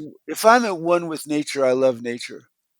If I'm at one with you, I'm loving you at this moment. If I'm at one with all the different aspects of myself, I'm loving myself. Um, now, I think that there's stages of self-love that people go through um, that are supported better or worse by themselves and their culture. And we can talk about that later if we have to. But that sense of being at one with. Because if I'm at one with the universe, if I damage the universe, I'm damaging myself. And if I support the universe, I'm supporting myself. And same way if I'm at one with you. Now, within the context of that, again, there are it's like if you take that white light and you put a prism on it, and the prism, of course, is the embodied existence, then it breaks up into many different colors. And every single one of those colors has its own demands and its own promises and its own flavors and its own challenges. Yes. Mm-hmm. And also remembering that we are processes. It's not. We're constantly monitoring many processes, all of them relational, and those relational processes do better from a sense of unity, and they do worse from a sense of separation. And so, to me, I start with at oneness is love, and then I kind of move into whatever direction it is that requires attention or that demands attention. I love it. And you know what I'm going to do is, there were some other things I was going to talk to you about, but we've been going for quite a while, and I really want to have a chance to get into these 5 stars that you have in your course, Loving Completely. So if you want, let's look at what your 5 stars are, because Sure. I think that's a very, very important. And I think one of the things that I see as a therapist very often, and I alluded to that just a bit ago, is that people really have a hard time loving themselves. I think a lot of autoimmune diseases, I know I've worked with a tremendous number of autoimmune diseases, and I almost always find some kind of a deep sense of guilt or shame or self-blame that is unhealed within a person with an autoimmune disease. And when I can help free that energy up, it becomes available for healing and growth. So I think really learning to love ourselves is one of the most important things, because we can't love somebody else more than we can love ourselves, not at least not authentically. So from the perspective of these 5 stars, can we look at them not only from a relational standpoint with others, but can we look at them also from the relation of loving ourselves? Absolutely. One of my books is called The Gift of Shame. And that title is very deliberate. Shame I is bet. yeah. Yeah. Shame is a social emotion, and it's the basis of morality. So when we are in utero, we are one with the universe. Okay, so we are love. Okay. Yes. Okay, when we're And we are born, spiritual. yeah, We are expanded. we're one with everything. When we're born and we're physically separate from mother, the experience that the infant has, infants are born only able to move their neck muscles and their face. Why? So that they can they can turn their neck, look into their mother's eyes, and begin via mirror neurons to join with her, so that they can begin to wire their neural networks in reflection of her love. Okay, and so generally, if you have a functional mother, you spend the first year of your life going, "I am loved." So you shift from "I am everything" to "I am separate and I am loved." At about 12 months, when kids start wandering around and can experience shame, and can feel themselves psychologically separate enough from mom that they seek her out, or dad or somebody for comfort, what they begin to find out when they hear the word no, which American kids hear the word no every 8 minutes between the ages of 10 months and 17 months, they now learn that they are loved conditionally. Yeah, Yes. mom loves me unless I'm kicking my brother. And then I see a look of disapproval on her face. And then I react to that look of disapproval as if she's turned into a stranger, and I feel shame. And I'll look down and I'll freeze and I'll blush and I'll do the things that kids do when they're ashamed, and then there'll be social learning that takes place. And then when we develop theory of mind, 2.5 years old, 3 years old, we can look at ourselves, and then we start to love ourselves conditionally. Okay. I love myself conditionally. If I'm doing what I believe is right, I can love myself. But if I don't, I feel this same emotion or guilt, or later on at 4 or 5 moral disgust. Well, then later on, as we continue to develop, we have to, we can't go back to not having a mind and having a separate self like we were when we were in utero. We need to go forward. So I go forward in understanding there's things that I learned that were right and wrong. But as I learn, as my moral sense evolves, I begin to see that there's relativistic values. And so I'll feel ashamed when I screw something up, I think. But then I'll look at that shame and I'll go, okay, I'm violating a value of some sort. So I need to follow that value. I need to not follow that value, which generally doesn't work, or I need to refine that value so that I can feel more at peace with myself, more at one with myself. And as we do that, we begin to expand and we begin to go, okay, well, I can love myself conditionally, and I can see when I'm not. I can make an adjustment and get back to unity with myself, get back to love. As we begin to widen our embrace, eventually at some point, we have moments like the moment you had when your son was born, where, wow, now I feel one with everything again. But this isn't because I don't have a self or a personality. It's because at this moment I've transcended myself and my personality. And I am back to I am love. Okay? Now, how do we work that into relationships? Um, because we're in relationships all the time. Um, well, part of it is recognizing that we're always in relationship with ourselves and with other people. And if we pay attention to the developmental processes that I just described, I'm aware when I get guilty, and instead of avoiding the guilt or developing doing transference or projective identification or kick the dog or any of that stuff, I process it in a way that helps me grow. I'm now using the shame emotions as guides. They become gifts. And eventually I might get guilty because I didn't meditate this morning. Okay, well that's my shame self guiding me on my spiritual path. That's not the end of the world. Or I might feel guilty if I didn't compliment my wife on her new dress. And then I'll compliment her on her new dress and feel better. Now, the relationships in this sense, you can see how the relationships with ourselves are always mirroring and interfacing with our relationships with other people. So loving completely means I got to be loving myself if I'm loving you, and I got to be loving myself if I'm going to receive love from you. People that can't receive love from another person in certain ways are not loving themselves in those areas. And an awful lot of the work that I've done, particularly with couples, is someone that's just not receiving the other person's offer of love. And we stop everything. Well, wait a minute. He just told you that he admires the way that you take care of yourself around your sister. And it kind of passed over. She says, well, thank you.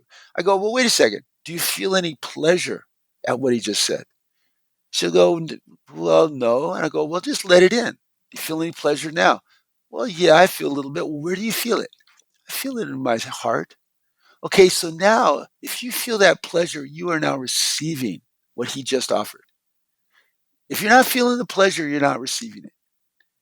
And so now at that moment, how do you feel as she receives your compliment? He goes, I feel closer to her. I feel more at one with her. I go, so we just have a little moment of love here. Okay, great. So this is a template for your development as a couple. If someone says something great to you and you're not feeling any pleasure, you go, wait a second, let me let that in. Okay? And as you let it in, look at their face. They'll relax and feel more loved by you as you take the time to receive what they offered you. Okay? Now, it's really hard to do that because we all have these defensive states that show up and cause all kinds of damage. And that's the repairing injury part of relationships. So bringing that back into the 5 stars, the question and the challenge, how do you teach people how to access all this information when they need it? You have to start, and most therapy and most wisdom traditions do this. You start from the very simple, go to the complex, go to the simple. And so the way that I suggest people do it is they start by asking 5 questions about other people and then asking those 5 questions about themselves. Now, the 5 questions about other people are designed to evaluate your relationship with that other person. The first question is there an erotic polarity between me and this other person? In other words, we always have energetic polarities with other people. Sometimes there's an erotic field from like a masculine pole to a feminine pole. Is there an erotic polarity with this person? Okay, yes, no, fine. That's one question. And that leads into, if there is, that leads into how we negotiate that erotic polarity. When you're using the word, before you jump though, when you're using the word erotic, it's, most of us associate that with sex, but like, I have a sense of love and connection to you. Mm-hmm. And if there's something erotic, it's more, I would say, the excitement. Sex is reproduction and growth. And so what's erotic about my relationship with you is that getting together with you gives me a chance to grow and a chance to get opinions and perspectives from somebody that I trust and appreciate and respect as a teacher, as a leader, and as someone who really is the real deal, not just a bunch of $10 words. So does the use of erotic only relate to a sexual charge, or is it something along the lines of what I'm sharing in my feelings for you? Well, what you're sharing is an energetic polarity between us, a pleasurable intersubjectivity, but there is no sexual component to me, and probably no sexual component to you. Okay, there still is a pleasurable energetic polarity between us. It's the difference between scratching your back and being sexually titillated. Scratching my back is enormously, my wife scratches an itchy spot on my back. That's an enormously pleasurable intersubjective activity, but it doesn't have any eroticism to me. Okay.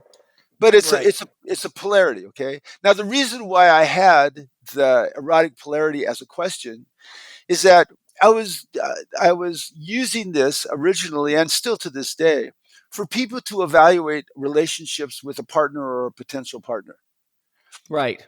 And if you're going to have a partnered relationship, there needs to be an erotic polarity between you and that person, between either you're masculine and feminine, or they're masculine and feminine. Usually, the erotic charge goes masculine to feminine, feminine to masculine, and that sometimes usually tracks off of male and female, but not always.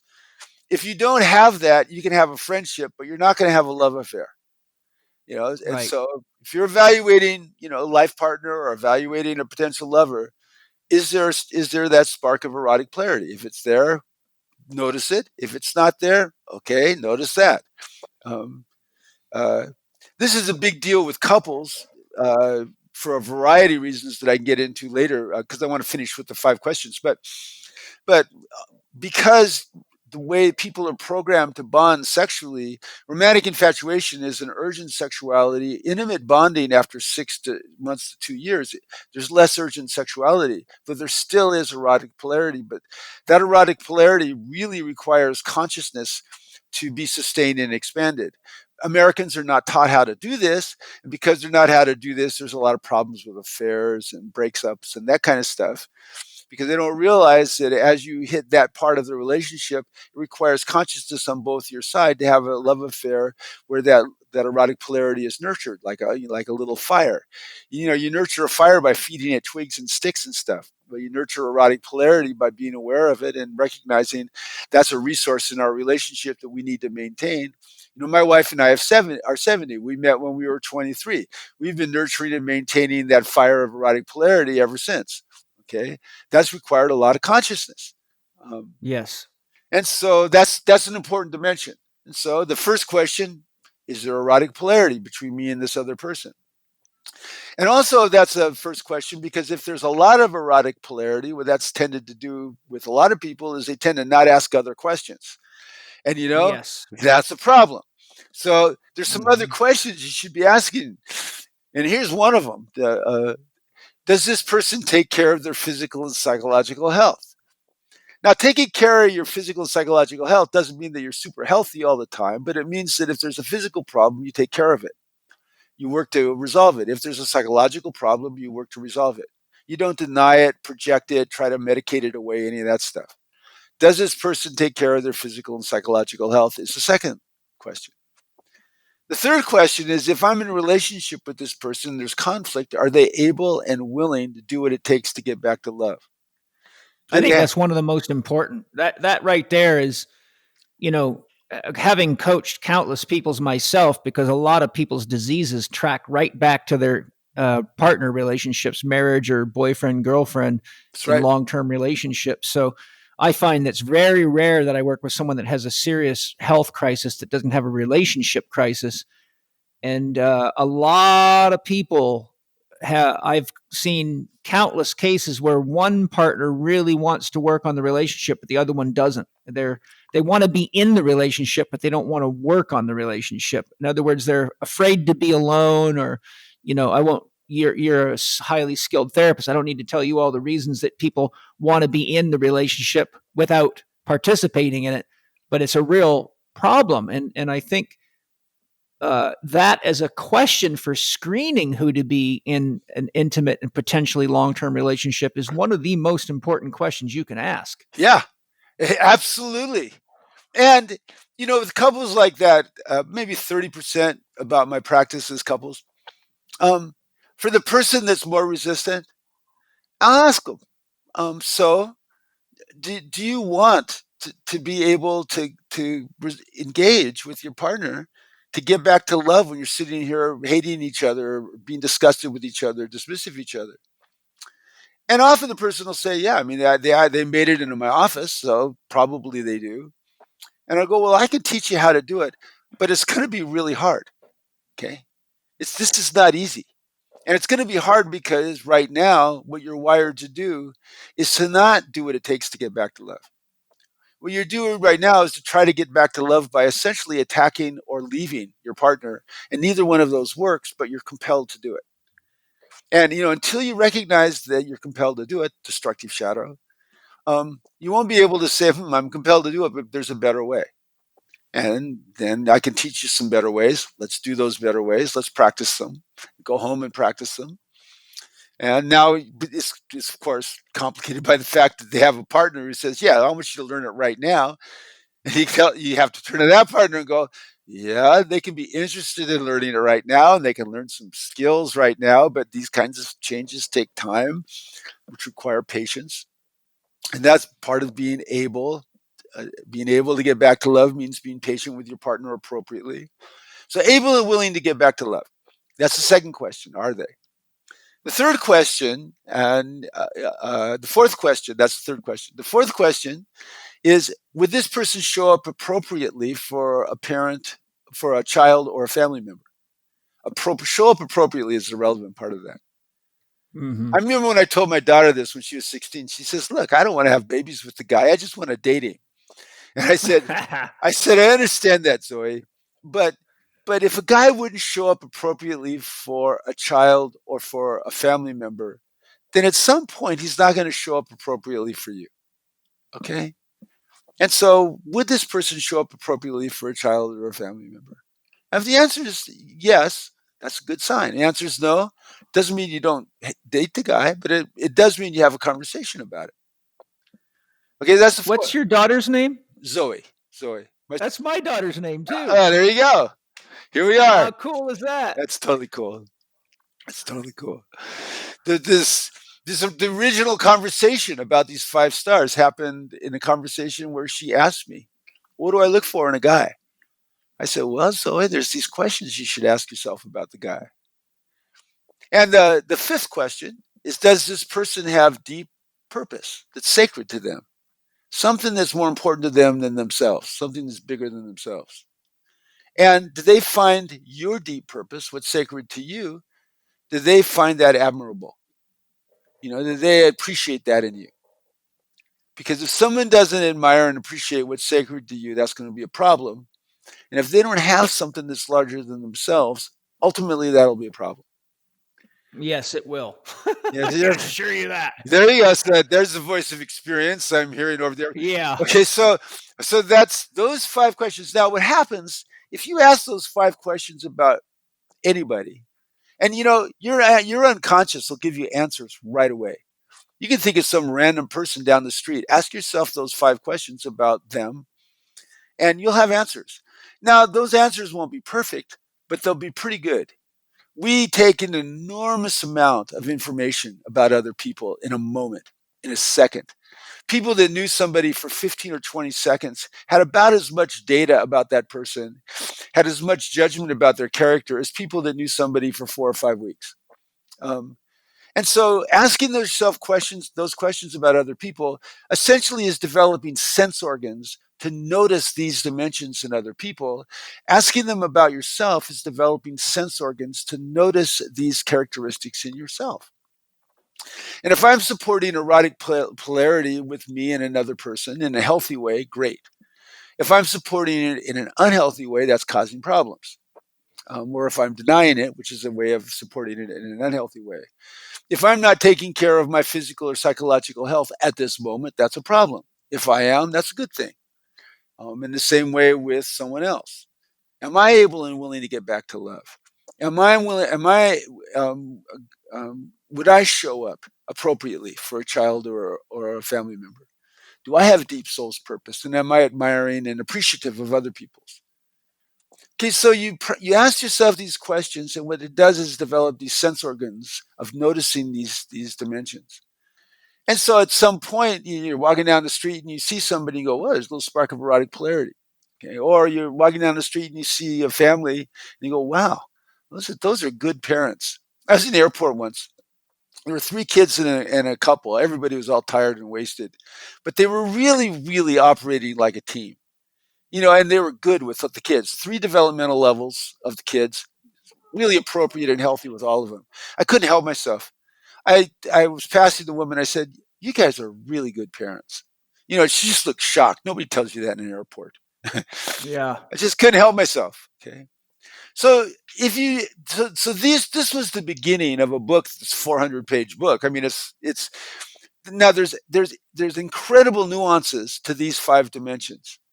But if you're paying attention to these dimensions on a day-to-day basis, and if there's a problem, you bring that to your partner's attention and you address that problem so you're making progress, you're taking care of your relationship. If you're addressing these dimensions with someone that you're about to date, and if there's a problem, you talk to them about it. And if you feel better about them as a result of the talk, good. And if you feel worse about them, that's not a good sign. It'll guide you to more appropriate candidates. And if you teach these things to your children, it'll help your children learn how to love well. And that's why these 5 questions, I call them the 5 stars, are the orienting dimensions to dive into all the other dimensions that are involved in loving completely. And of course, spirituality is in what's sacred. Raising children or is in showing up for a parent and a child member. Um, uh, all the physical and psychological stuff involved in sleep and diet and health and exercise and rest and so on is involved in taking care of your physical and psychological health. And you can see how this goes. Yeah. If I could interject, as I'm listening to you and looking at the 5 questions, and I don't want to sidetrack us with a long, deep discussion because I want to be able to get through the other things, but I do think it's important for me to share what's rising in me. And that is pretty much all the negative responses of these 5 questions can be tracked back to attachment syndromes. Oh, yeah. Yeah. There's big. I have 2 or 3 chapters. And, I believe in having short chapters. People enjoy short chapters in books like this.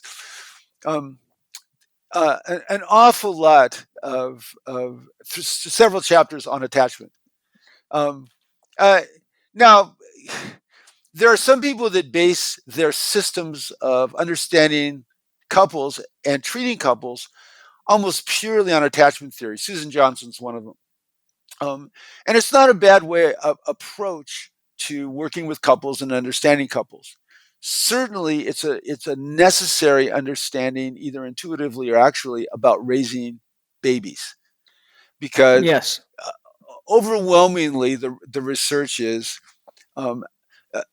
all kids are born able to securely attach. That there's no genetic predisposition for secure attachment. There are genetic predispositions for temperaments that have difficulty attaching, but everybody is predetermined. Everybody is genetically programmed to be securely attached.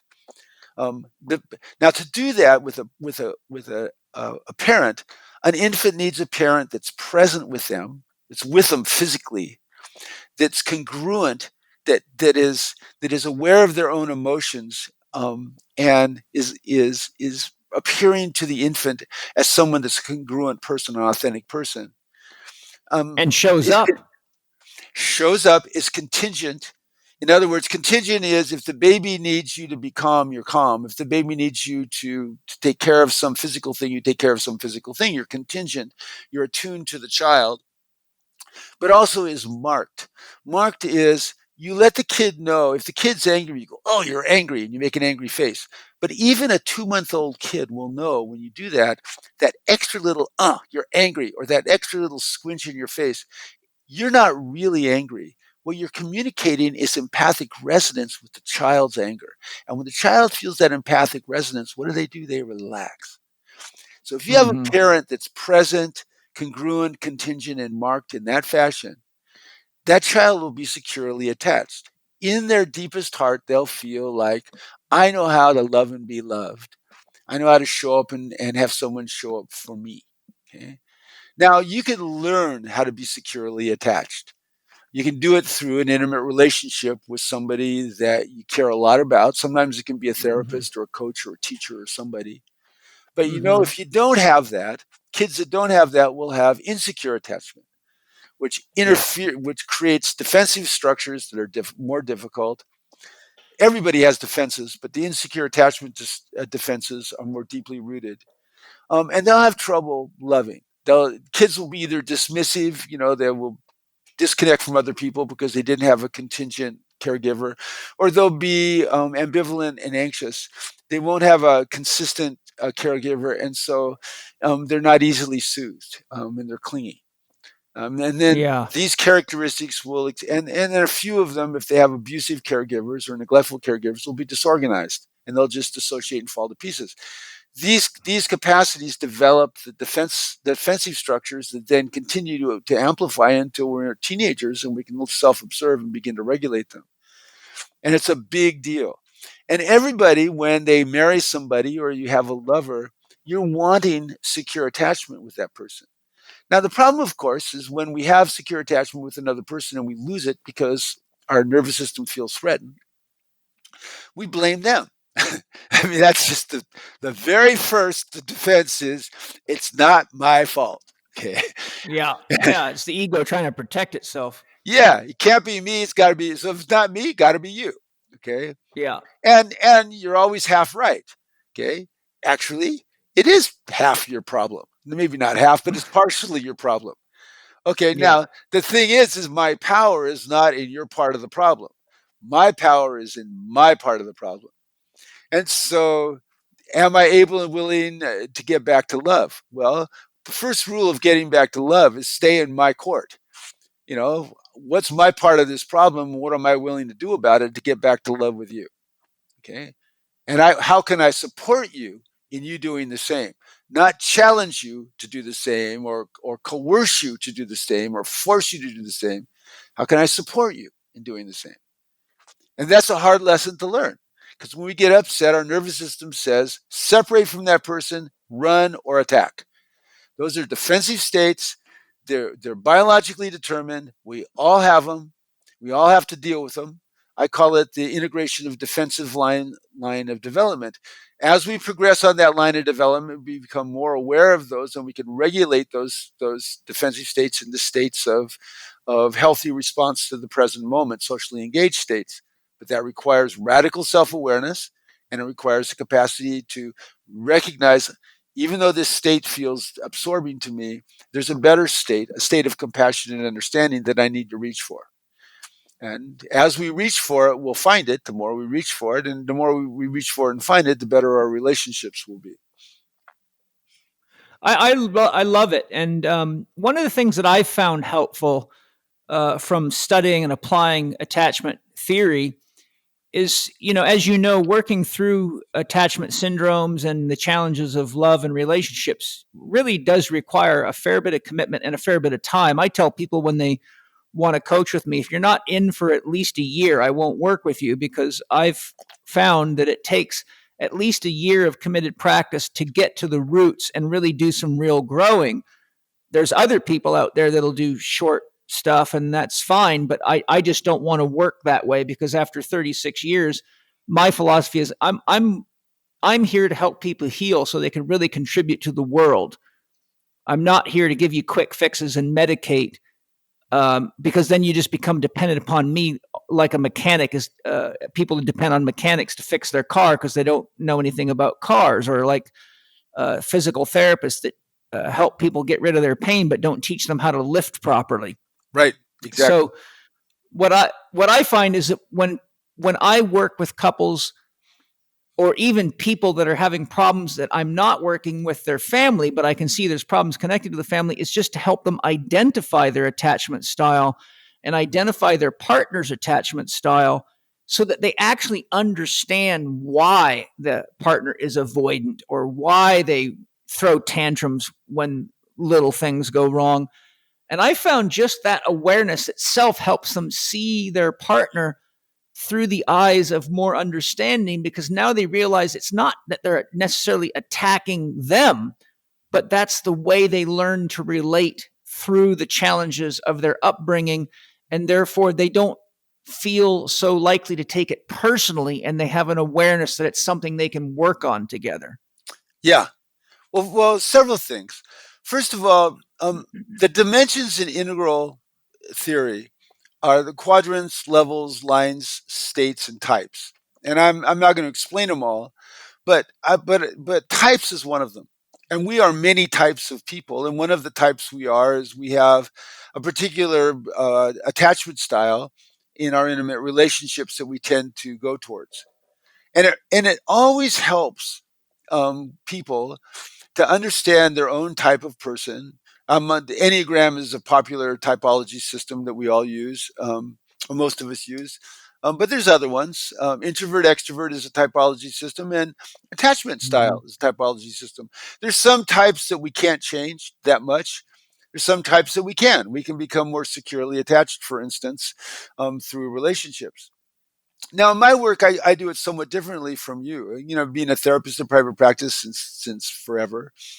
Um, People come to me, and I'll do my best to help them, and then I'll tell them what I think that they need to move forward. Some people say, "Okay, I'll do that." Some people say, "No, I don't think I'll do that. I'll do something else." I go, "Okay," but then they'll call me again, and they'll come in, and I'll do my best to help them move forward. Yeah. There was a guy named Eric Berne who developed a system called transactional analysis that was big in the 70s and then just disappeared, which was a strange thing. It was a good system. There were a lot of people involved in it, and then it just kind of disappeared.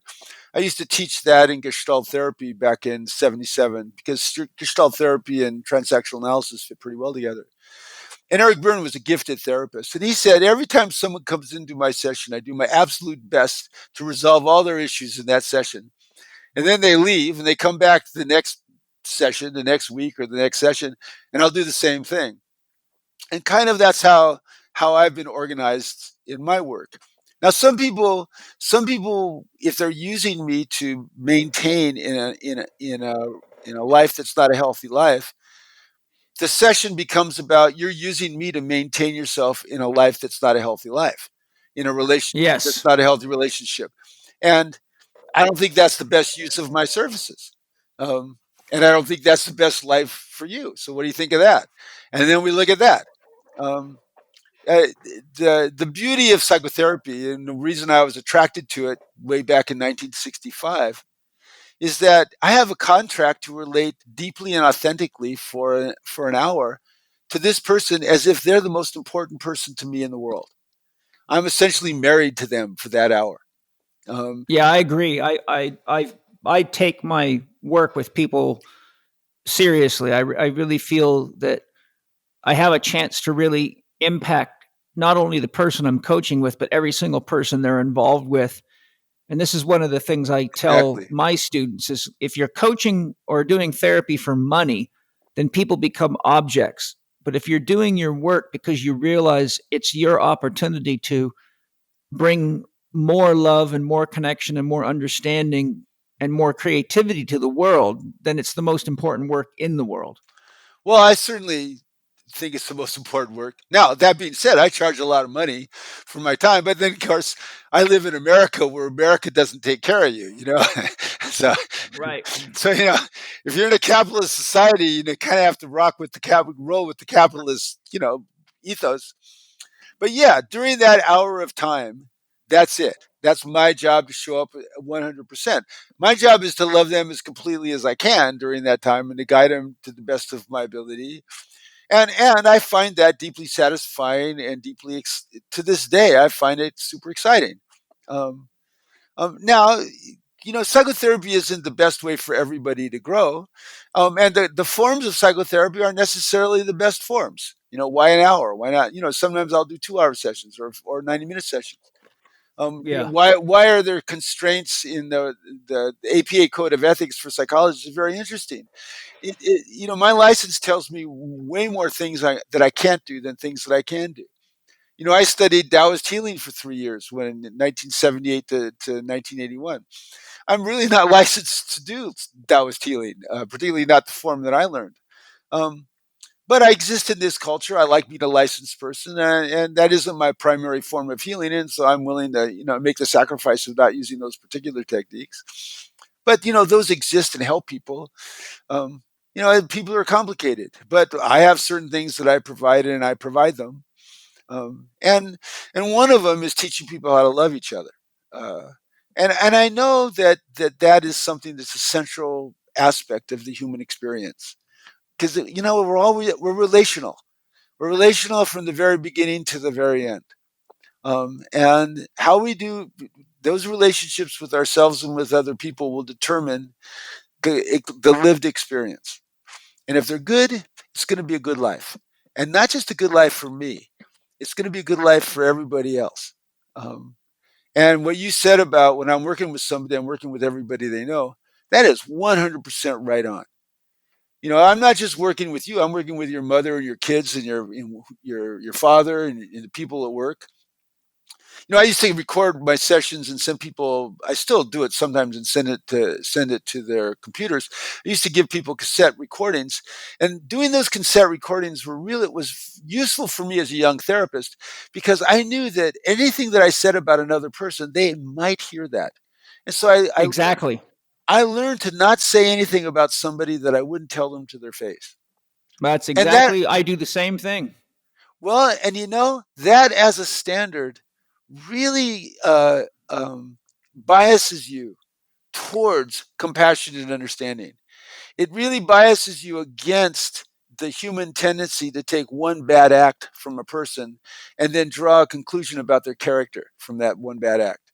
Okay. Yes. Now that's a human tendency. It's a defensive tendency. It works really well if you're, living as a hunter-gatherer group, and somebody hits you over the head when you look at them funny. Okay, well, okay, I need to not be around that person. Okay, I'm going to make I'm going to make a judgment about their character. In modern society, where we have way more complex consciousness than those societies had, and we have more capacities to relate and resolve issues, I want to look for deeper understanding. And I still might decide to avoid somebody if I determine that they're dangerous, but it's not going to be because of one thing. It's going to be because I've gone for a deeper understanding of them as a human being. Um, and so part of that is, we're not just we're not treating one person. We're treating the whole universe every time we're treating a person. We're just doing it through the portal of this particular incarnation. Um, Yes. I have a lot of questions I wanted to ask you, but you and I have this natural tendency to just get into it, and I absolutely love it. So, what I would love to do is schedule another follow up interview with you and get into some more stuff and maybe some of the issues in some of your other books. But to close out, I'd like to talk about something that you say in your book, and that is basically that all love involves suffering. And a lot of people really have a hard time with that reality.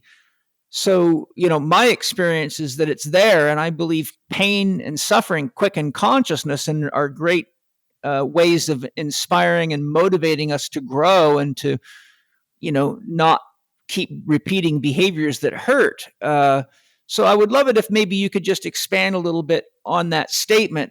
All love involves suffering, so that people can realize maybe that the suffering that comes through love is actually not always a bad thing.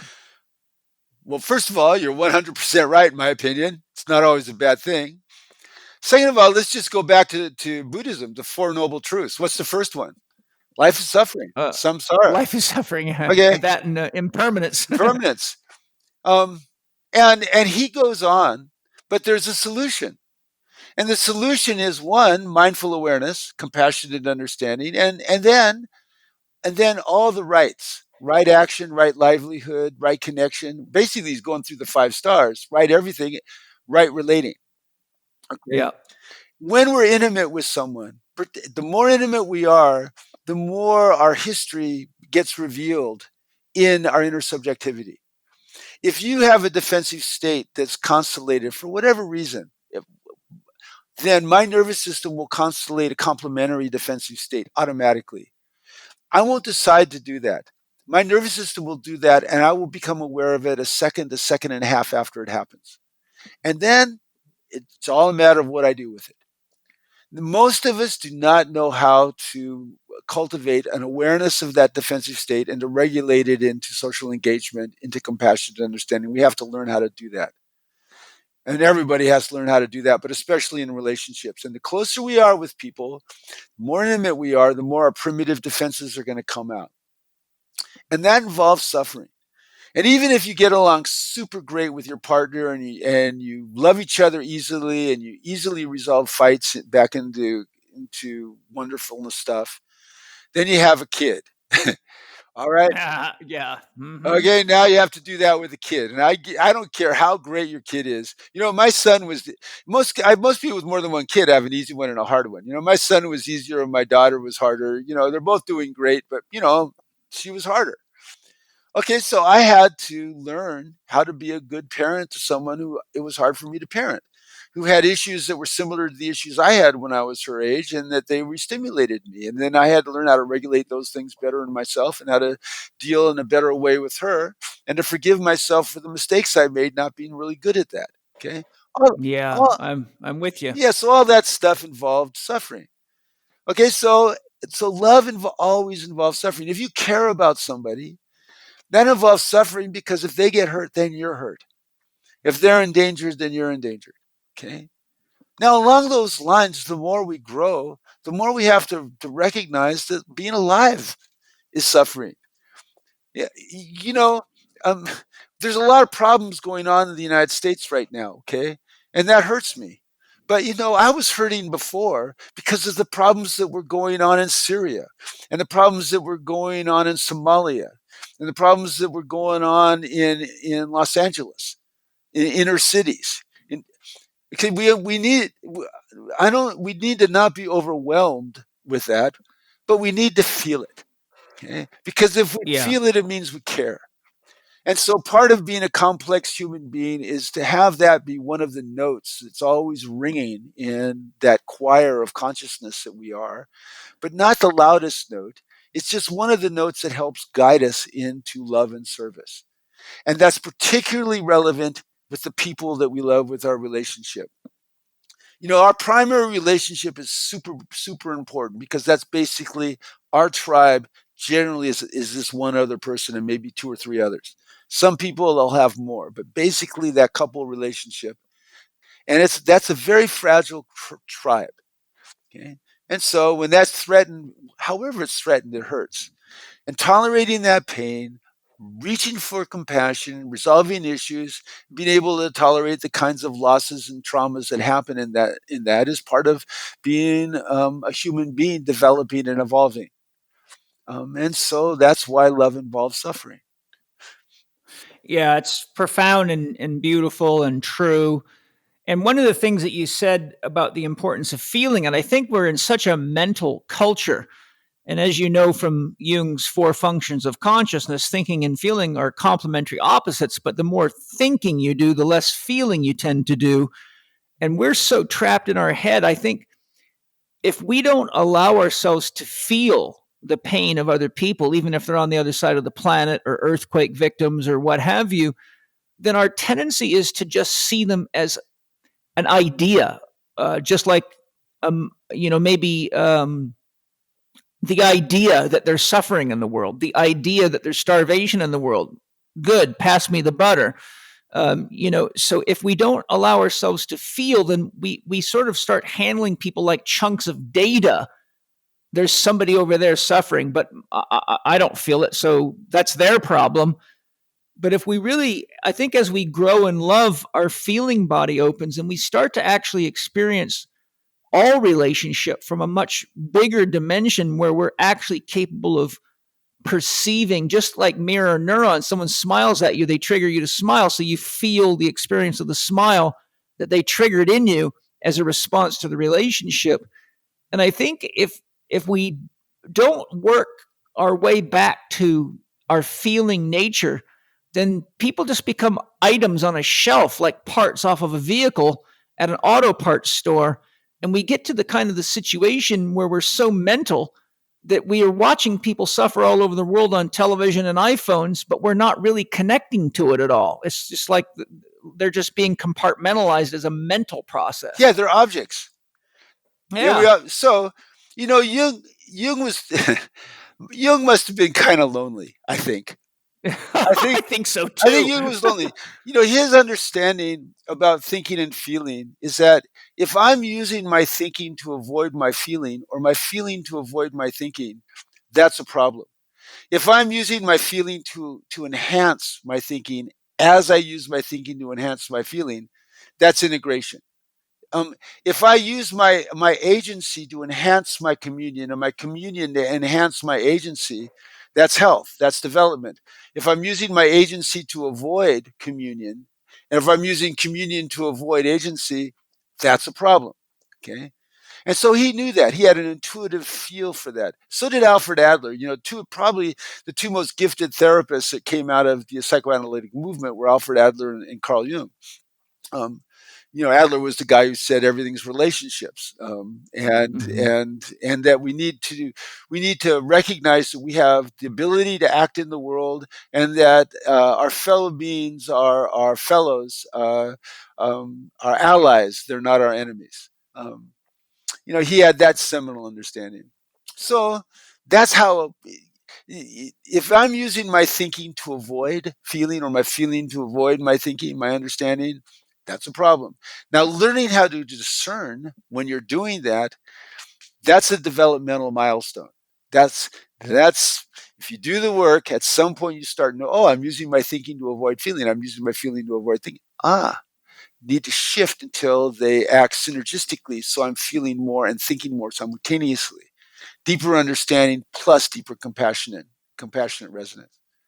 And that's health. That's health. I really agree with you. I also think someone with Jung's level of depth and wisdom and knowledge tends to feel alone because they're so frequently misunderstood. And, I've got Jung's collected works. I've been studying it for over 20 years, and I'm forever blown away. I've been studying Ken Wilber's collected works for a very long time. I have a very comprehensive library, and I devote a lot of my time to my studies and practices. But I've read countless books and articles and things of attacks on Jung. And the most common thing I see is they don't have a clue what Jung's really saying. Exactly. And they're attacking him. I'm like, you don't even understand anything the guy's saying. You're just making yourself look like a goddamn fool to the rest of us that know what he's actually saying. Yeah, or somebody who attacks Wilbur.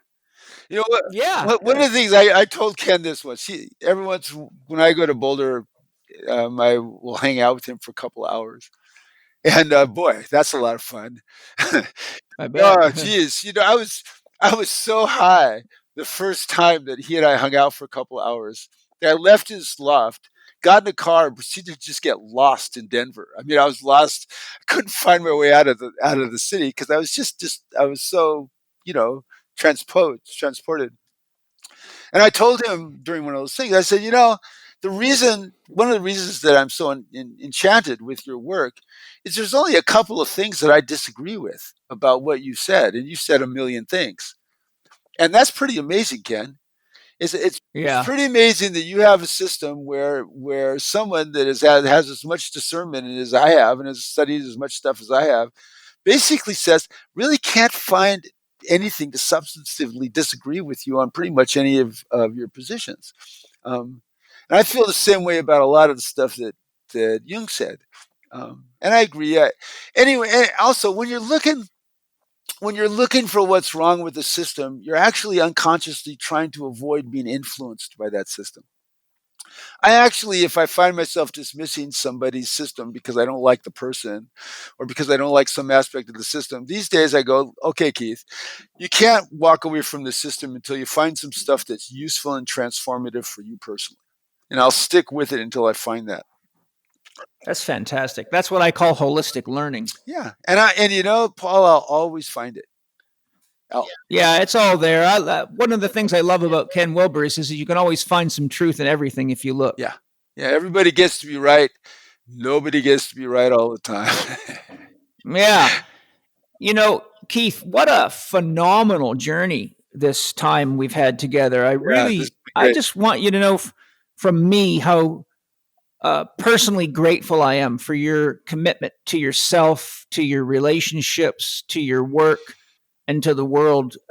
It's really clear in your writings. And just like you said, of the million things Ken Wilber teaches, there's only a couple you disagree. I read Loving Completely, and I didn't find myself saying I disagree or what the fuck's he talking about here? I just, having a fair bit of life experience, I read the book and said, this is someone who really actually knows a lot about love, a lot about relationships, and a lot about life. And I'm just excited that I can share you with hopefully a lot of people that didn't realize who you were and can now find your teachings and find you. So closing out, you're still active as a therapist. So how do people find you to book sessions if they want to? And where would you like to direct people for more of your books or resources or anything else you'd like to share? Well, first of all, thank you. And back at you. Thank you. And Appreciate it. second of all, you can go to my website, drkeith.com, and I have a lot of stuff there. You can find my 8 books there, or you can go to Amazon, find my books. I have a class there called 100 Reasons to Not Have a Secret Affair. You get an e-copy of that book with that class. That was published along with the class. Um, Also, I have a series of lectures called the School of Love Lecture Series. Those are $4 or $5 a piece. But also, I have an awful lot of talks like this, the talk you and I are having, or talks that I've had with Jeff Salzman or with other people. I like the intersubjectivity of a couple of people engaging, like you and I are engaging, looking for deeper truth. Socrates discovered that in a dialectic 2,500 years ago, and to this day, that is a superior way for people to find deeper truths through their interactions with each other. And there's a lot of that on my website. So you guys can go to my website. You can get on my email is on my website, and you can get on my email, and you can, if you want to schedule an appointment, give me a call, send me an email, and I do therapy from 9 to 6, Monday through Thursday. Been doing it for many years, 65,000 therapy sessions. And so I'm still enjoying it immensely, and it puts a smile on my face, and there's a lot of laughter, a lot of tears that go on, and I like living a life of laughter and tears.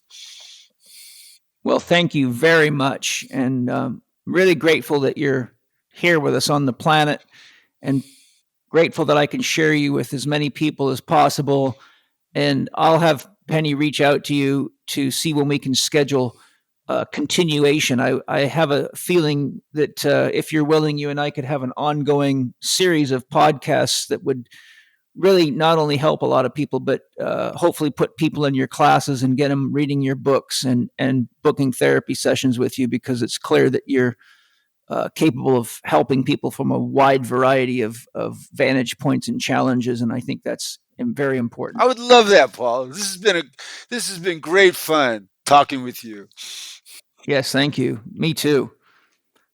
All right, well, everybody, I hope you enjoyed Keith Witt. Lots of love. You've got lots to ponder and digest, and you got some great resources and some great opportunities ahead of you. And hopefully now you realize that the pain that comes with love is part of the growth process, and you can embrace it and grow in love. And when you grow yourself, you grow the world. So until next time, thank you. Thank you for listening to Living 4D with Paul Chek and today's guest, Dr. Keith Witt. Visit Dr. Witt's website at drkeithwitt.com.